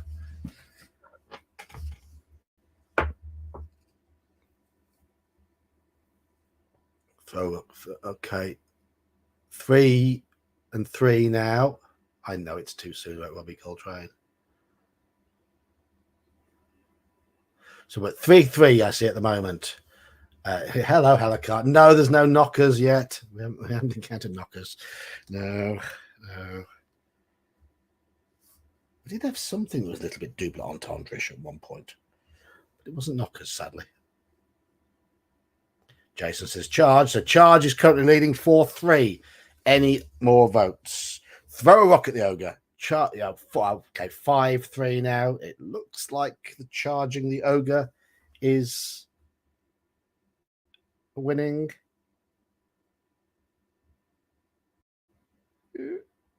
Okay, we're going to rush in and attack the ogre with our sword.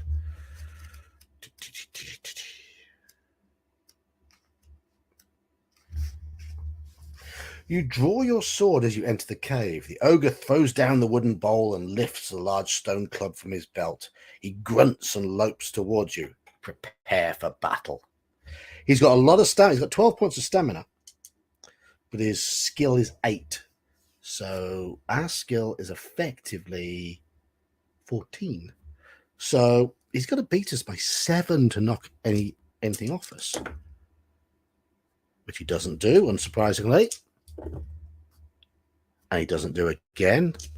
And we've got him again. We've hit him 6 times. There's 4. There's 5. And there's 6. Yes, we are overpowered.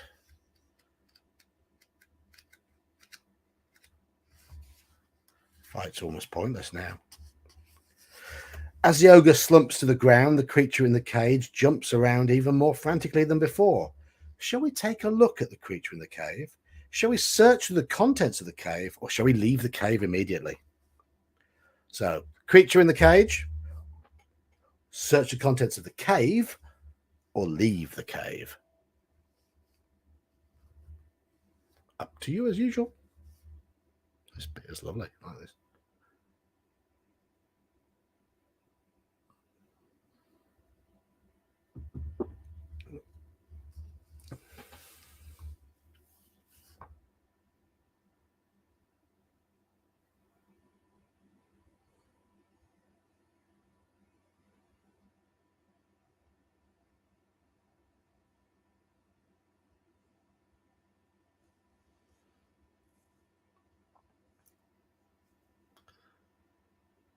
Okay. 2 for cage. 2 for cage, 1 for loot, 2 for loot. Okay. Oh. I'm going to have to count this up now. 1, 2,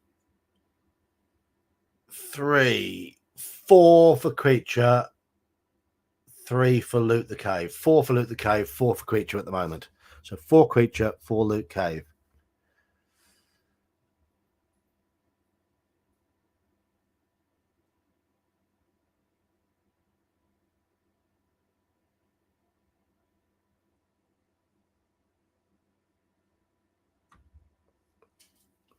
We're down 5 to search before we look.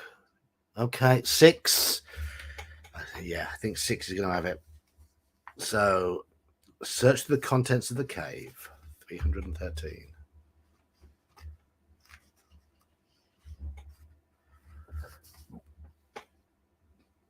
There's not much of interest to be found in the cave. A straw bed, stone jars, a table and a chair, all the things that are immediately visible. But on a stone shelf above the bed, a small silver box catches your eye. If you want to open the silver box, turn to whatever number. If you decide to ignore the silver box and go for the creature, or we can leave the cave. So we've got box, creature, or leave. Box, creature, or leave.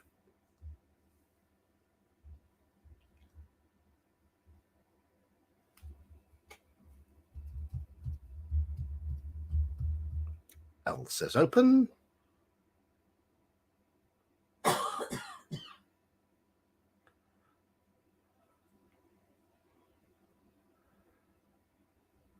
Fine box.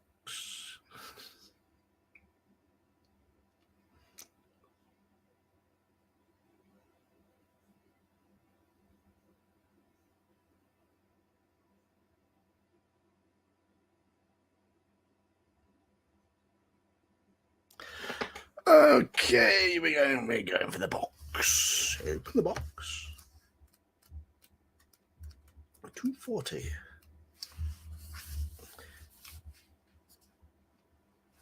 You gently prise the lid off the box, but as you do so, a yellow gas escapes and envelops your face.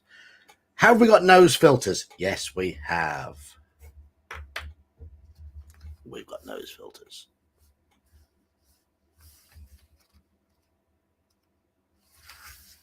The gas is toxic and your eyes start to water. You hold your breath long enough to find the nose filters and slip them into place inside your nostrils. You inhale tentatively, but all is well. After a while, gas cloud around your face fades away. You put the silver box into your backpack. Shall we now go over to the creature? Or shall we leave the cave? Creature or leave? 16 people. I think this is a record for a fighting fantasy stream. I think. 20 minutes to go. 20 minutes on this stream to go. I do have to ration my Friday stream, so StreamYard remains free. Okay, as soon as I say we've got 16, we're down to 15. Somebody leaves. And we're down to 14 now. He's just doing it to annoy me. Creature's probably dead now. Well, yeah, it might well be. Poke you with a stick. Okay, the creature, 85.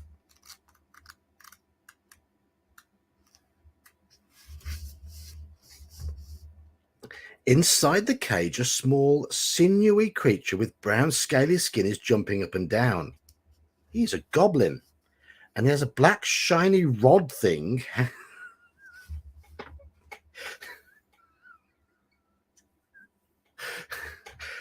And he has a black, shiny rod hanging on a leather cord round his neck. Shall we unlock the cage door, or shall we ignore him?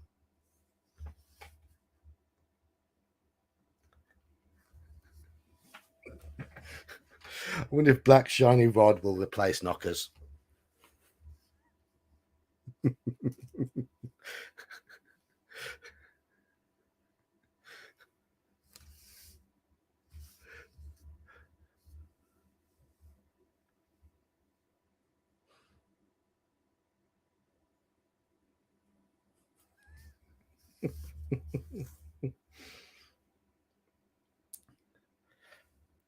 We haven't got the option to find out what it's for. We've got to unlock the cage or we just leave.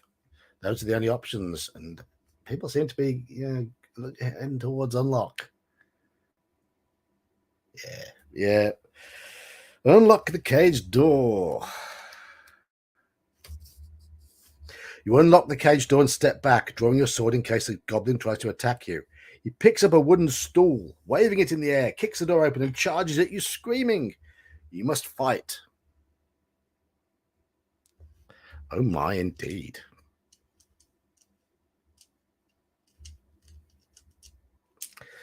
Speaking of sort of double entendres, British actor Leslie Phillips passed away this week, famous for his double entendres. Ding dong. Yes. This goblin has got a skill of 5, so unless I roll double 1 and it rolls double 6, it pretty much stuffed it. Yeah, we battered it. No, it's not a bone staff.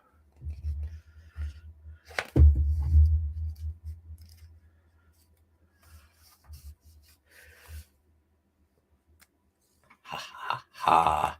You bend down over the lifeless body of the mad goblin and examine the rod around its neck. The rod is made of ebony, and there is a screw thread at one end. You are excited to see the letter G neatly inscribed at the other end of what must be the handle of the dwarfish warhammer. You put your find in your backpack and leave the cave to continue your quest northwards. I think it's fair to say if we find our way onto the path from before, we can go to the end of this. We've won this book. You reckon that's fair?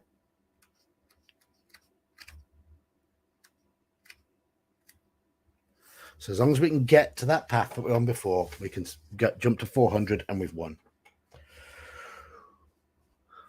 Indeed, ebony and ivory live together in perfect harmony. Walking along the path, you do not notice a rope noose hidden beneath some fallen leaves ahead of you.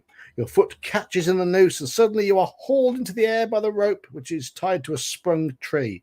In a second, you're hanging upside down, suspended by your trapped foot. Test your luck.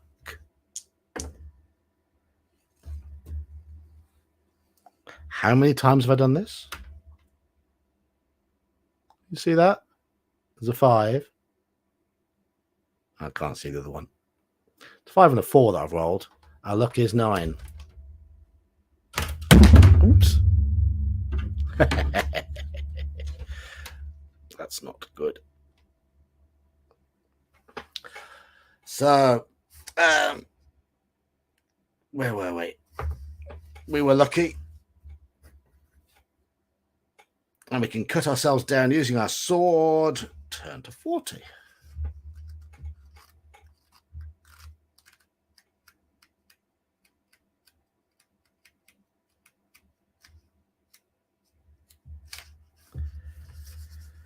You get to your feet and curse, brushing the dirt from your clothes with your hands. You're tempted to wait around to discover who set the trap, but decide against it. Continue northwards. Yes, it was too dark. The light is now out in the room. You notice a knotted vine hanging down to the ground from a tree on your left. You look up and see a roughly made treehouse amid the branches. Shall we climb up the vine to the treehouse, or shall we continue walking north? Climb the vine or continue north.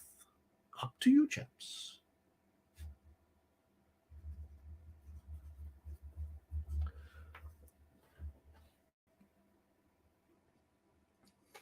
So do we climb to the treehouse or shall we continue north?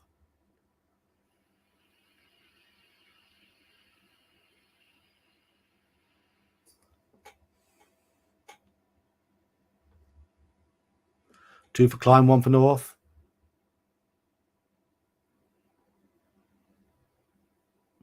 Could be a goblin's house, could be a dryad's house. Climb is winning. Elle says north, everybody else is saying climb.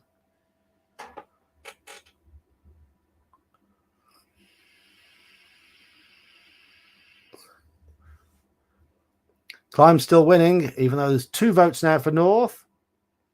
But Major's Musings is right. No need to explore anymore. We have what we need. That is true. But outvoted. Climb up to the treehouse. Let's risk that we're an adventurer, aren't we?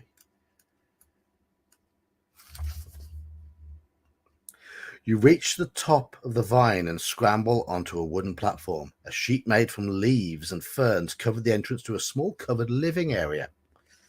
As you approach, the sheet is thrown back, and from behind it steps a large and hairy ape-like creature wearing only an animal hide loincloth. He's holding a large bone in his right hand and he grunts at you. He's an ape man. Shall we fight him or jump off the platform to the ground 15 feet below? Fight the ape man or jump off the platform.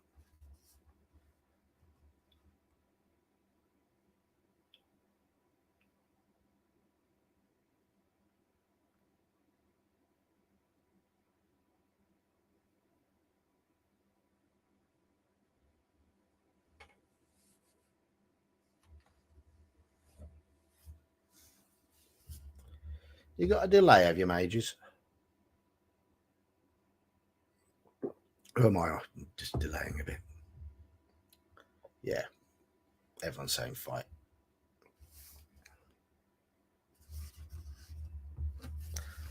I won't do a Tarzan impression because the wife's trying to sleep.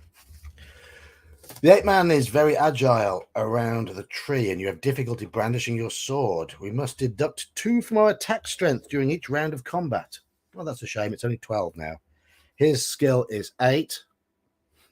Murder hobos, indeed.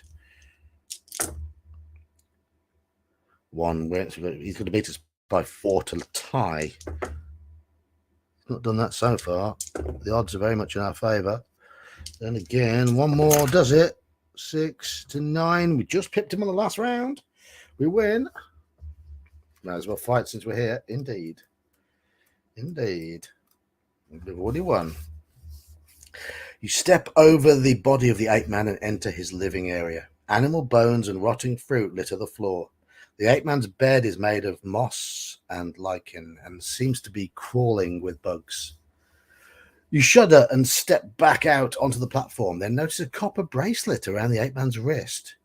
Shall we put the copper bracelet on our own wrist, or shall we climb down the vine to the path and continue northwards?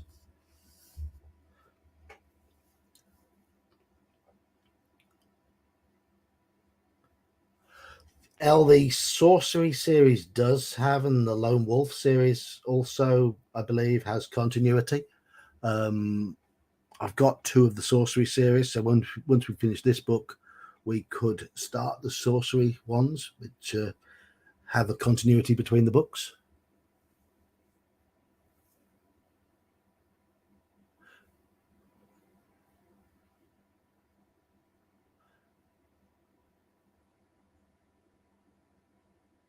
See, people are getting cautious now because we've got the things we need. Halakar, right? Halakar, how many years have you played D&D for? What's the worst thing that can happen if you put on something that you don't know? Necklace of strangulation, cloak of poisonousness, berserker sword, ring of weakness, ring of contrariness is fun.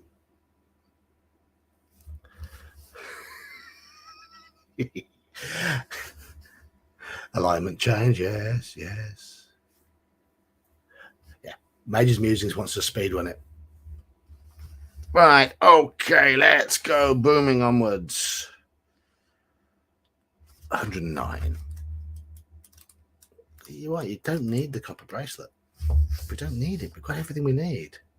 Soon the path leads out of the trees onto a large plain with tall grasses. Beyond, you see rising ground and further off some low hills. The path splits and goes in 3 directions. We can go north, we can go west, or we can go east.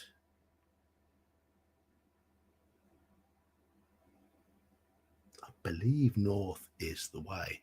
Cheers, Dave.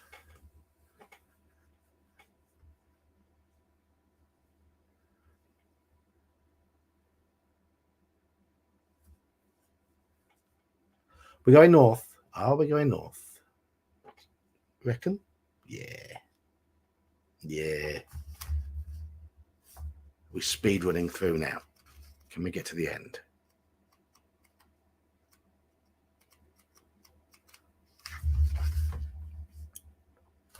The path cuts through the grass, which is about waist high.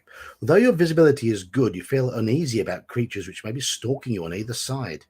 Suddenly, the grass to your left moves, and 2 wooden tubes appear, pointing straight at you. They are blowpipes belonging to 2 pygmies who blow the darts at you, where we test our luck. Twice. Eek. Oh, we've been unlucky. One of the 2 darts will lodge into our neck. We have just been unlucky. Have we just lost? Have we got a potion of anti-poison? Yes, we have. So we turn to 24.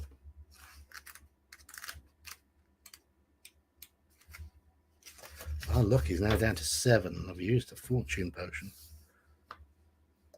The muscles in your neck start to stiffen and you feel the effects of poison from the darts running through your body. You reach quickly into your backpack and pull out the small bottle labeled Potion of Anti-Poison and gulp down its contents. Your body relaxes and the effects of the poison wear away. On seeing this, the pygmies turn and run off into the grasses. Shall we chase them, or shall we ignore them and continue north along the path?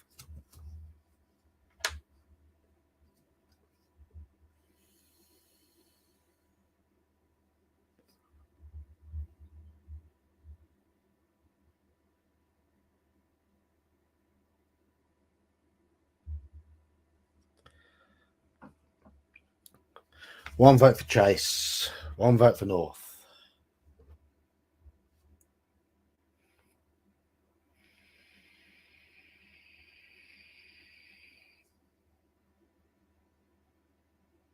Two votes for north.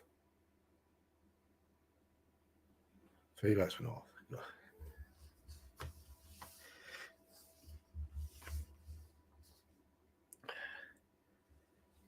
A vote for chase. North. Yeah, just kids having fun. Oh, we'll ignore and continue. Yeah, we're on 5 north, 2 chase. North is winning. Speed run, remember, speed run.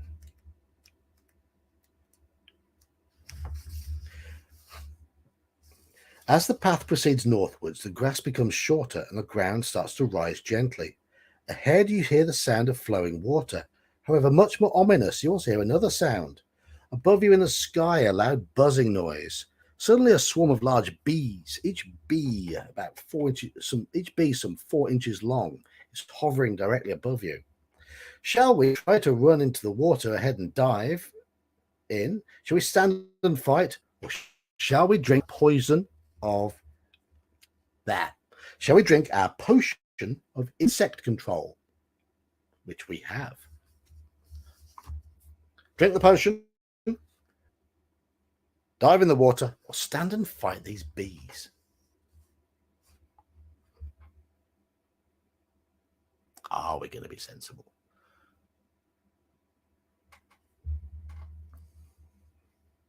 Shut up, John. Stop trying to influence them. Potion, yeah, 5 potions straight away. There we go. Yeah.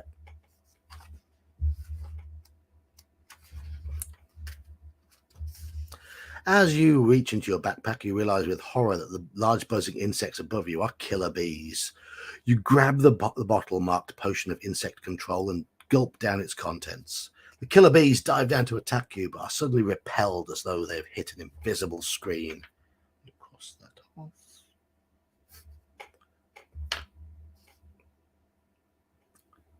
They hover all around you, buzzing loudly, but do not sting you. With new heart, you draw your sword and swing it through the air and catch one of the killer bees, and it falls to the ground. You step on it with your leather sandal. The others then fly off into the distance. You continue northwards towards the sound of flowing water.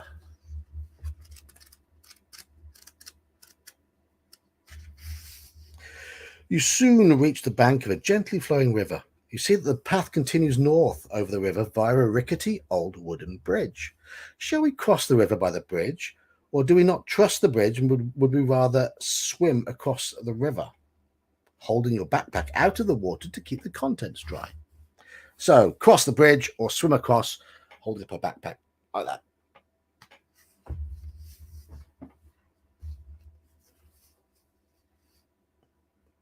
Bridge or swim? Bridge or swim? One bridge, one swim.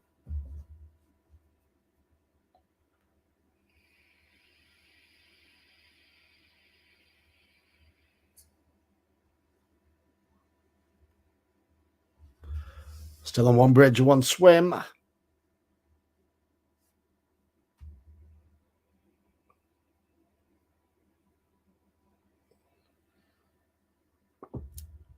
Remember, I do get a bit of a chat delay, so some of you may have answered already. And it'll all come pinging in at the same time. 2 swim, 1 bridge. 2, 2, 2, 3, 2 swim, 3 bridge. 3 swim, 3 bridge. Bridge it. 3 swim, 4 bridge.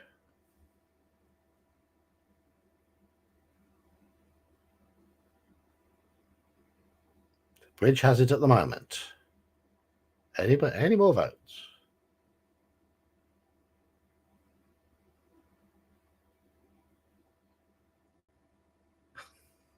Yeah, probably a troll. Hey, bridge. So 3, 5. Right. Okay, 5. Go for the bridge.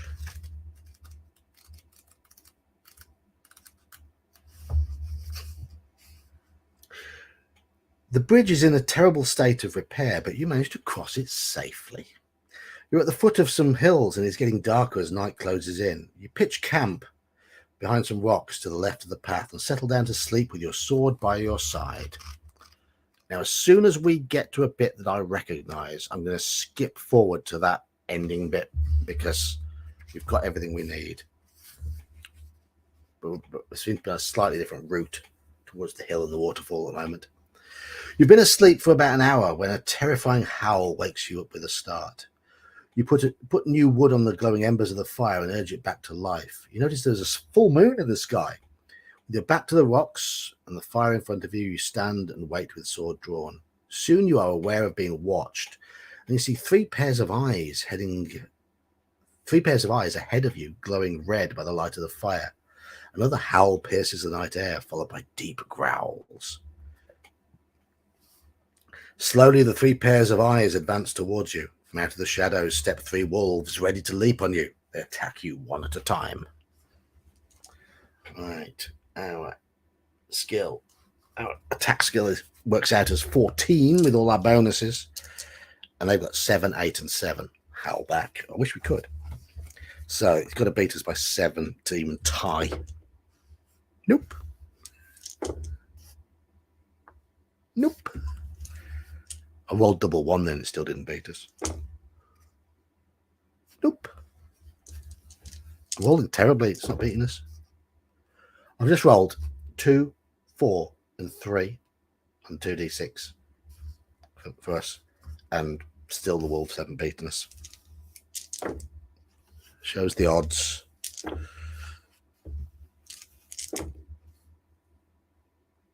Nope. Nope. One more. Nope. Nope. Nope. And nope. They had 4 chances to beat us then, so I rolled some really, really bad results, but they didn't roll very well either. Well, they rolled average, but they need to roll higher than average. Eventually, you managed to get back to sleep, but I'll wake early. In the morning light, you notice a gold-studded leather collar around the neck of the largest wolf. It must be worth 15 gold pieces. Oh. Putting the collar in your backpack, you wonder who the wolf's owner might be. Collect your belongings and head north along the path.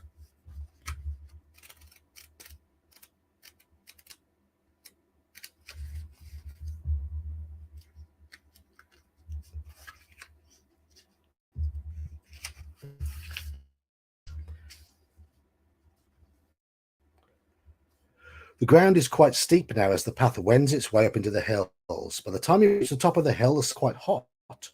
All around in the distance, you see the tight green circle of dark wood forest. Mist still hangs in the tall grasses behind you. But ahead, you see a valley floor bathed in sunlight. All is quiet. As you start down the far side of the hill, you notice a small wooden hut to the right of the path with its door slightly open. I recognize this bit. We're back on track. Shall we jump to where we know the end is? We can speed run through if you want, but we have crossed the hill. We have coming down the hill. There's a hut on the side, and it matches my map. So, shall I continue going northwards, or shall we just jump to that final choice where it asked us if we'd got the 2 hammer items, because we know the way through from here and we've beaten everything? Up to you in chat.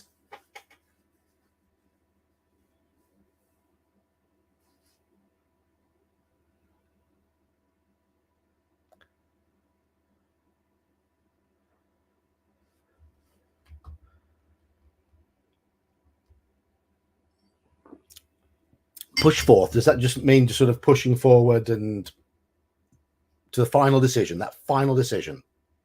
Or do you want me to go through all the steps of following the passageways, north, north, north to the end? It's up to you guys, because we have effectively found everything we need, back on the route that we know takes us to the end. And we can finally say we've won one of these fighting fantasy books.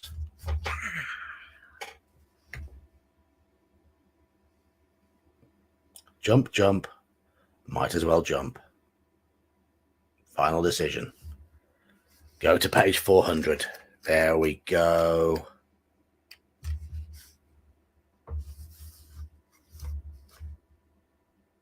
Doesn't this feel good? So we've found, well, we just basically avoid everything along the way and avoid going to that crypt again, and we avoid fighting, what was it, the ghoul, yeah, the werewolf and that sort of thing. You walk up to the old dwarfs and ask them to take you to Gillibrand. They eye you suspiciously, but agree to do so, commenting on your wounds and torn clothing. You got those in Darkwood Forest, I presume, says one of the dwarfs, pointing at various gashes on your body with his long clay pipe. Some people never learn. Adventurers are all the same. I can't see the sense in it myself. You walk through the village behind the two dwarfs and are aware of many dwarfish folk watching you. They begin to follow you, and a procession builds up behind. There are lots of mutterings and whispers amongst the crowd of dwarfs, and expectant looks show on their faces. Soon you arrive at the foot of stone steps leading up to a stone building. Outside the building on an ornate wooden throne sits a small old man with a long beard. He's wearing a crown, but he looks miserable, and he holds his head in his hands.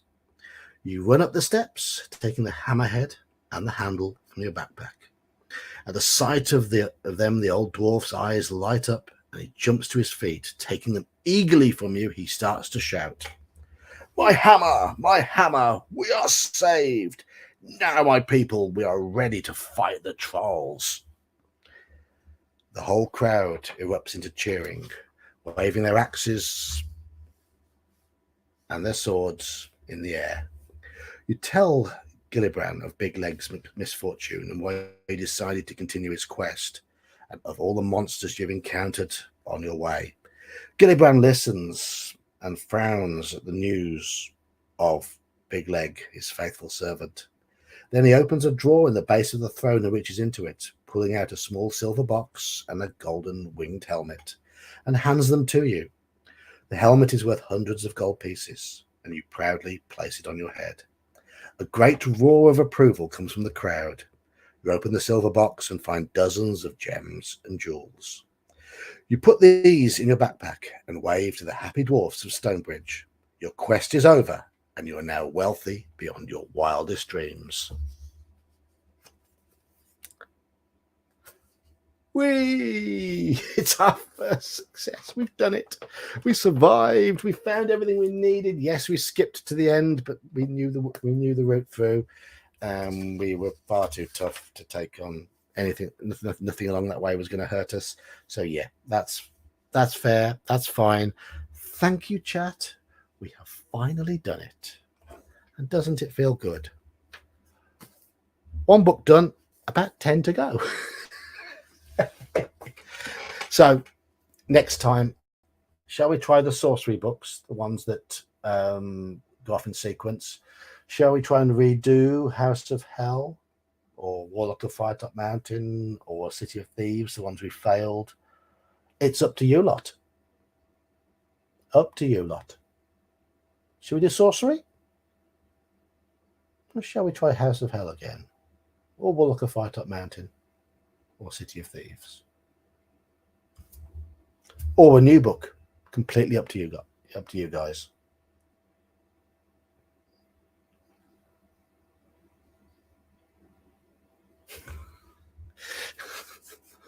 Now back to House of Hell with our newfound confidence.